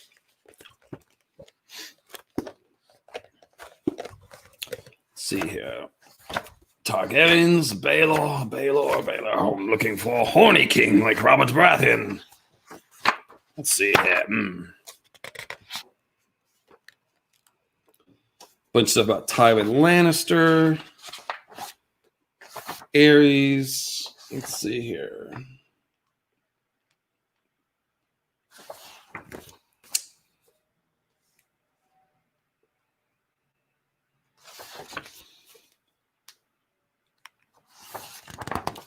The Fall of the Dragons, yes. Let me see how long. Make sure I don't pick something too long. Okay, so the Fall of the Dragons section is all about the abduction, Rhaegar and Lyanna. Robert's Rebellion. Here we go. Man, this book is friggin' heavy. Okay, this isn't too long. I could definitely read this. Oh, just need to stretch out a little bit. Yes. Back's a little tight today. I sort of did a weird thing. I was like, I'm old. I'm older than I look. Anyways, Robert's Rebellion. What followed Prince Rhaegar's infamous abduction of Lyanna Stark was the ruin of House Targaryen. The full depth of King Aerys' madness was subsequently revealed in his depraved actions against Lord Stark, his heir, and their supporters after they demanded redress for Rhaegar's wrongs. Instead of granting them a fair hearing, King Aerys had them brutally slain, then followed these murders by demanding that Lord Jon Arryn execute his former wards, Robert Baratheon and Eddard Stark. Many now agree that the true start of Robert's rebellion began with Lord Arryn's refusal and his courageous calling of his banners in the defense of justice. Yet not all the lords of the Vale agreed with Lord Jon's decision, and soon fighting broke out as loyalists to the crown attempted to bring Lord Arryn down. The fighting then spread across the Seven Kingdoms like wildfires. Lords and knights took sides. Many alive today fought in these battles, and so can speak with greater knowledge of them than I, who was not there. I therefore leave it to such men to write the true and detailed history of Robert's Rebellion. Far be it for me to offend those who yet live by presenting an imperfect summary of events. Bloody, bloody, bloody. So instead, I will look only to the Lord and Knight who ascended the Iron Throne at the end, repairing a realm nearly destroyed by madness. Robert Baratheon proved himself a fearless, indomitable warrior as more and more men flocked to his banner. Robert was first over the walls at Goldtown when Lord Grafton raised his banner for the Targaryens, and from here he sailed to Storm's End, risking capture by the royal fleet to call his banners. not all came willing. Aerys' hand, Lord Mayweather, encouraged certain Stormlords to rise up against Lord Robert. Yet it was an effort that proved fruitless following Lord Robert's victories at Summerhall, where he won 3 battles in a single day. His hastily gathered forces defeated Lords Grandison and Catherine in turn, and Robert went on to kill Lord Fell in single combat before taking his famous son Silver Axe captive. More victories were to come for Lord Robert and the Stormlords as they marched to join forces with Lord Arryn and the Northmen who supported their cause. Sorry, I was trying to clear my throat here. Robert C. Rightly famed is Robert's grand victory at Stony Sept, also called the Battle of the Bells, where he slew the famous Sir Miles Mouton, once Prince Rhaegar's squire, and 5 men besides, and might well have killed the new hand, Lord Connington, had the battle brought them together. The victory sealed the entry of the Riverlands into the conflict, following the marriage of Lord Tully's daughters to Lords Arryn and Stark, and that's Lysa and Cat, obviously. The royalist forces were left reeling and scattered by such victories, though they did their best to rally. The Kingsguard were dispatched to recover the remnant of Lord Connington's force, and Prince Rhaegar returned from the south to take commands of the new levies being raised in the Crownlands. And after a partial victory at Ashford, which led to Robert's withdrawal, the Stormlands were left open to Lord Tyrell. Bringing the might of the Reach to bear, the Reach Lords swept away all resistance and settled in to besiege Storm's End. Shortly afterward, the host was joined by Lord Paxter Redwine's mighty fleet from the Arbor, completing the siege by land and sea. That siege wore on until the conclusion of the war. From Dorne, in defense of Prince Elia, 10,000 spears came over the Boneway and marched to King's Landing to bolster the host that Rhaegar was raising. Those who were at court during the time have recounted that Aerys' behavior was erratic. He was untrusting of any save his Kingsguard, and then only imperfectly, for he kept Sir Jaime Lannister close at all hours to serve as hostage against his father. When Prince Rhaegar at last marched up the King's Road to the Trident, with him were all but one of the Kingsguard who had remained in King's Landing. Sir Barristan the Bold, Sir Jonathan Darry, and Prince Lewin of Dorne. Prince Lewin took command of the Dornish troops sent by his nephew Prince Doran, but it is said that he did so only after the threats from the Mad King, who feared the Dornishmen looked to betray him. Only the young Sir Jaime Lannister remained in King's Landing. Of the famous battle on the Trident, much has been written and said, but all know that the two armies clashed at the crossing that would ever after be called the Ruby Ford for the scattered rubies on Prince Rhaegar's armor. The opponents were well matched. Rhaegar's forces numbered some 40,000, a tenth part of which were anointed knights, while the rebels had somewhat fewer men, but those they possessed were tested in battle, while much of Rhaegar's force was raw and new. The battle at the ford was fierce, and many lives were lost in the fray. Sir Jonathan Darry was cut down in the midst of the conflict, as was Prince Lewin of Dorne, but the most important death was yet to come. The battle screamed about Lord Robert and Prince Rhaegar both, and by the will of the gods, or by chance, or perhaps by design, they met amidst the shallows of the ford. The two knights fought valiantly upon their destriers, according to all accounts, for despite his crimes, Prince Rhaegar was no coward. Lord Robert was wounded by the Dragon Prince in the combat, yet in the end, Baratheon's ferocious strength and his thirst to avenge the shame brought upon his stolen betrothed proved the greater. His war hammer found its mark, and Robert drove the spike through Rhaegar's chest, scattering the costly rubies that blazoned upon the prince's breastplate. Some men on both sides stopped fighting at once, leaping instead into the river to recover the precious stones, and a general rout quickly began as the royalists started fleeing the field. Lord Robert's wounds prevented him from taking up pursuit, so he gave that into the hands of Lord Eddard Stark. But Robert proved his chivalry when he refused to allow the gravely wounded Sir Barristan to be killed. Instead, he sent his own maester to tend the great knight. In such fashion did the future king win the fierce devotion of his friends and allies, for few men were ever so open-handed and merciful as Robert Baratheon. So there you go. That's Robert's his big moment, if you will. But all that glitters is not gold, as they say.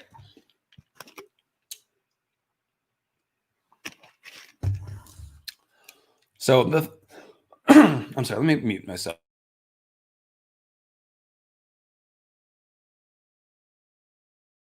It's a little better. Okay, so I've often said that one of the clever things that George did with this whole Robert's Rebellion, Robert kills Rhaegar thing, is that Rhaegar is kind of like Prince Charming. He is kind of like the typical hero. He's, you know, he's bookish and smart, and he listens to prophecy, but he's also a warrior, and he's gallant, and he's planning on reforming the realm. So he tells Jaime Lannister, but unfortunately, Rhaegar dies. And so he's, it's kind of like, you know, the good guy that was supposed to win lost, if you will. And I tend to be pro Rhaegar. We don't know everything about Rhaegar. And he did potentially was pretty irresponsible. But the point is, Rhaegar would have been a better king than Robert. Robert is basically a frat boy.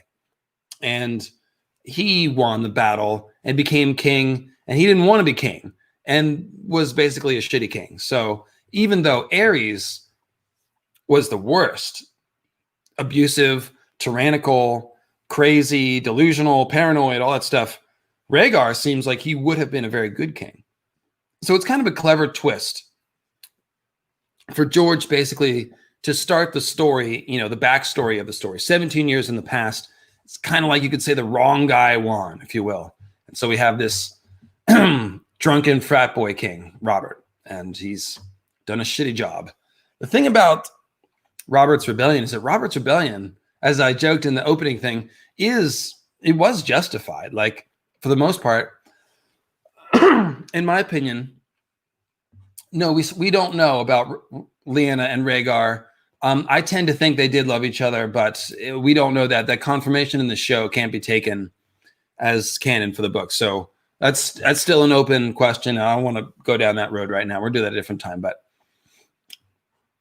I don't think there is fake news about Aerys II at all. No, he definitely does commit many acts of torture and murder. Like, that's not just hearsay. It's actual stuff that he does. He also does a lot of crazy stuff. Like, he built the wooden, you know, wildfire dragons to invade Dorne. And like, he did all kinds of, or wait, am I getting that confused with, so there's two Targaryen kings that had a series of crazy ideas. One of whom is the bad fat king. I think Aegon the Third, is it? Aegon the Unworthy, Aegon the Fourth. But no, Aerys just thinks about building a second wall north of the original wall and like all this other stuff. He has that he has that sort of descent into madness going on. And so yeah, I definitely think Aerys is definitely crazy. That's not fake news. I mean, there's always propaganda floating around, but Aerys is definitely, the point is, he's definitely a mad king. He definitely deserved to be toppled.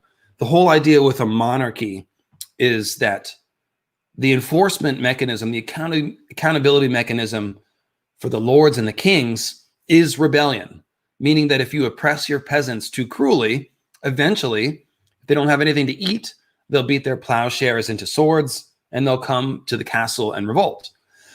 And if the king doesn't want that revolt to happen, then he needs to share the wealth and take care of his peasants. It's called the feudal contract, and it's pretty much like the common law of feudal Europe. And really, it's just common sense. It's just natural enforcement mechanism. You know, if the people up top hoard the wealth too much, everyone else is starving, eventually you'll get a revolution. And so with Robert's Rebellion was definitely justified because we had an evil king. And so in that sense, the people are entitled to rise up and overthrow the king when the king doesn't uphold the feudal contract. The thing is that there was other things at play. It wasn't just the fact that it wasn't, so first, Brandon Stark was a hothead, right? When he hears that Lyanna and Rhaegar have run off, he decides that it was an abduction and a rape. And that idea kind of starts with Brandon Stark. And there's actually a good theory that he got that from Littlefinger. And so it might have actually been Littlefinger poisoning the well and telling Brandon that Rhaegar abducted Lyanna when actually they ran off. But that's a story for another day. So we got Brandon. He very angrily storms into King's Landing and demands that Rhaegar come out and die, which is arguably treasonous. And so no surprise, Aerys takes him prisoner. But instead of just taking him prisoner, he, of course, holds him, demands that Rickard Stark come to King Landing, and then he tortures and kills both Starks in the throne room, burning Rickard alive and strangling Brandon and making him watch his own dad die. So again, in the examples of, yes, King Aerys was actually crazy and psychopathic, we have the death of Brandon and Rickard. So after this, that is when Aerys demanded that Aaron give up Ned and Robert. And so, of course, Jon Arryn doesn't do that because Aerys has just tortured and killed Brandon and Rickard. But the thing is, there's yet another layer that goes back before that, which is the Southron ambitions. We've got to read that quote. Yes. How far are we into the stream? An hour and 55 minutes. Yeah, I knew that Robert's stream was going to be a monster. We've barely talked symbolism. We got a little bit in, though. Let's see here.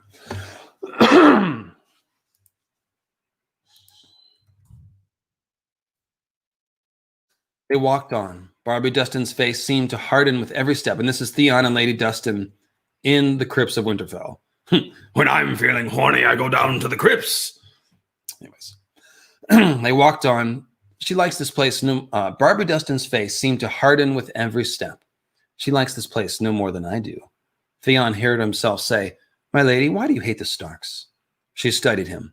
"For the same reason you love them." Theon stumbled. "Love them? I never. I took this castle from them, my lady. I had Bran and Rickon put to death, mounted their heads on spikes. I rode south with Robb Stark, fought beside him at the Whispering Wood and River Run, returned to the Iron Islands as his envoy to treat with your own father. Baratheon sent me with the young wolf as well. I gave him as few men as I dared, but I knew that I must needs give him some, or risk the wrath of Winterfell. So I had my own eyes and ears in that host. They kept me well informed. I know who you are. I know what you are. No, answer my question. Why do you love the Starks?" Theon put a gloved hand against a pillar. "I wanted to be one of them, and never could. We have more in common than you know, my lord. But come." Only a little farther on, 3 tombs were closely grouped together. That was where they halted. "Lord Rickard," Lady Dustin observed, studying the central figure. The statue loomed above them, long-faced, bearded, solemn. He had the same stone eyes as the rest, but his face looked sad. He lacks a sword as well. It was true. Someone has been down here stealing swords. Brandon's is gone as well. He would hate that. She pulled off her glove and touched his knee, pale flesh against dark stone. Brandon loved his sword. He loved to hone it. "I want it sharp enough to shave the hair from a woman's cunt," she used to say. And how he loved to use it. "A bloody sword is a beautiful thing," he told me once. "You knew him," Theon said. The lantern light in her eyes made them seem as if they were afire.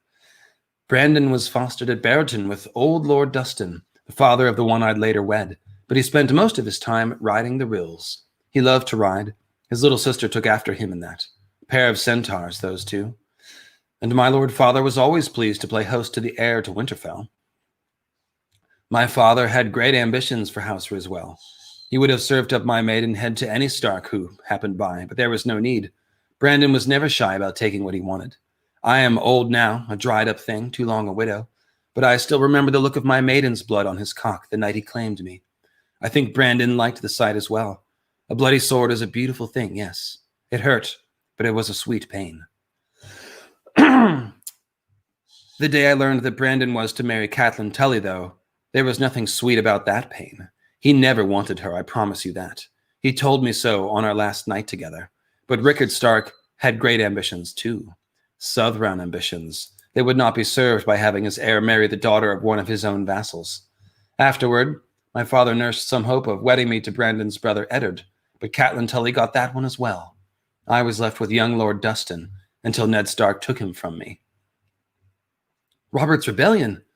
Lord Dustin and I had not been married half a year when Robert rose and Ned Stark called his banners. Okay, the rest of it actually doesn't have anything to do with Robert. So the point here, with very cool scene, of course, this is the bloody sword symbolism. There's a Stark ancestor called Brandon of the Bloody Blade. And so there's all the idea of the bloody sword, Lightbringer, and that actually being about childbirth and stuff. But the important point here is the Southron ambitions. So we can see that it's very similar to the Blackfyre Rebellion in that Daemon Blackfyre gets remembered for the rebellion. He's the one who was trying to become king, just like Robert was. So you have Robert's rebellion and the Blackfyre rebellion. But the thing is that Daemon Blackfyre was basically a pawn. And it was the lords that, you know, organized his side. They were mostly anti-Dornish racists, or just anti-Dornish politically. It was sort of a combination of both.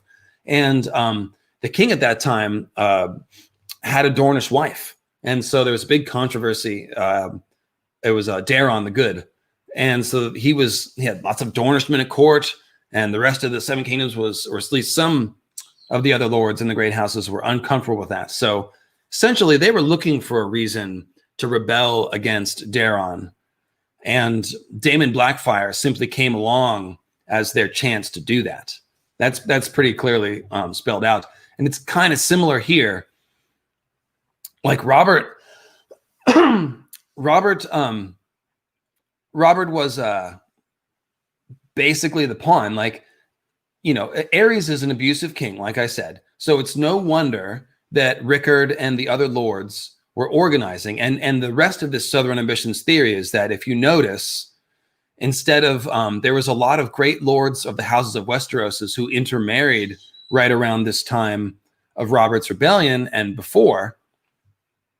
And this is one way of building alliances. So usually the Starks would marry a vassal house like House Dustin of Baratheon, but instead they married into House Tully. And you see the Lannisters and Baratheons align, and the Jon Arryn marries a Tully. So now you've got this alliance forming between Stark, Tully, Lannister, and Baratheon by means of marriage. And so this is essentially the beginning of, again, you do these marriage alliances to tightly forge the bonds of loyalty, and you do that to organize sort of an alternate power block against King Aerys. And so by the time the whole thing happened with Lyanna and Rhaegar and then Brandon Stark, everything was already set. That was like the match that fell into the tinderbox. And so then you get Robert and Ned. You know, the story, the myth of it is, oh, well, you know, Aerys demanded their head and Jon Arryn wouldn't give it to him. And so they rose in rebellion. But basically they were able to rise in rebellion because there was already that power block that was built and established. So you can read the Southbound Ambitions is a very famous theory. You can look up the full breakdown just by looking up Southbound Ambitions theory, and you'll find the full write-up. I forget who it's by. It is I guess I got to look it up. I can't be lazy like that. Let me just see here. Give credit where credit is due.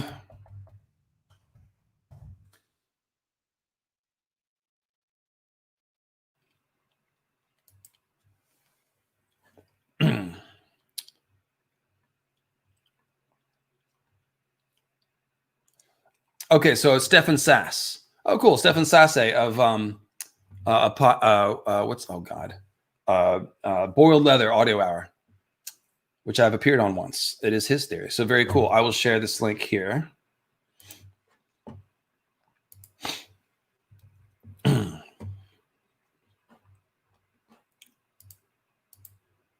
Is this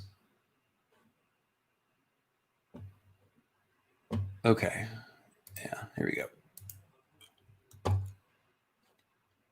Titles. There we go. Stefan Sasse deserves his credit. So there we go. This was Southbound Ambitions theory. I just linked it there. And you can easily find it yourself. So that's the idea. Like I said, Robert's Rebellion, more than meets the eye. It was building for a long time. Again, it's no wonder with an unjust king like Aerys that forces would be organizing against him. That was what happened. And you have to remember, Robert's like 17 or 19 or something when all this happened. So he doesn't understand everything that's going on exactly. He's kind of caught in the middle there. And so that kind of makes us sympathize with Robert, right? Like he's just growing up and being a 19-year-old, you know, chasing, like drinking and chasing women is not the worst. I mean, I guess, I don't know. I shouldn't let him off the hook. He's the Lord of Storm's End. He does have responsibility. But point is, he's so young when this all happens. And then he's kind of thrust onto the throne because, quote, he had the best claim.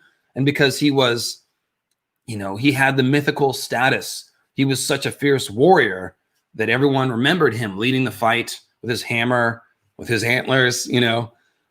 And so and so he became the guy to sit on the throne. But like you said, it should have been Ned or Jon Arryn or somebody else, because he really didn't have the skills to be king. So he's alive when he's winning the throne and dead when he's sitting on it. So that's pretty cool. If Varys wants what's best for the realm, why did he snitch on Rhaegar about the tourney at Harrenhal? What do you mean? What do you mean? I don't have the entire, all of those events super clear in my head, like memorized, like the RLJ experts. But did Varys snitch on Rhaegar? You're gonna have to explain that one. I don't. I need a longer explanation to understand that question. Let's see here.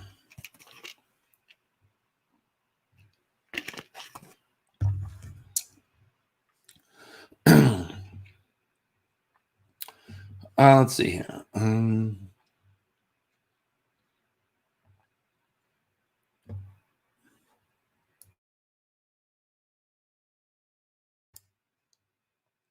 So yeah, the blame for Rhaegar's Robert's rebellion, kind of, you can pass it around, right? You have the bad rule of Aerys.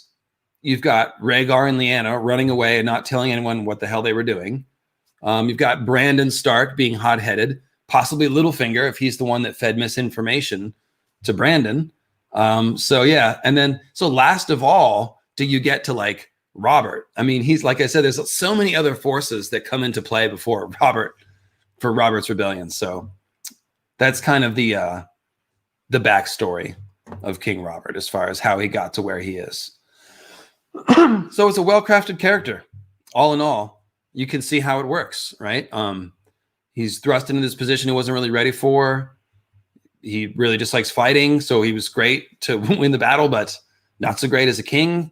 And then the whole thing with he's obsessed with Lyanna, who he didn't really know, you know, and then after she died, he continued to mythicize her and put her on a pedestal, even after he forgot what her face looked like, and soured. He didn't try, you know, very hard to make his marriage with Cersei work. And that's how you got to the Robert that Ned meets in Winterfell in the Yard, the king that he scarcely, recognizes. So now before we end the stream here, I want to wrap up a little bit of symbolism that I alluded to earlier, specifically the stuff that ties back into some of the Green Man stuff that we were talking about. So I alluded to the idea that, we're told the Green Men gathered on the Isle of Faces to call down the Hammer of the Waters, right? So now we have Robert, who walks around like Garth the Green and carries a hammer.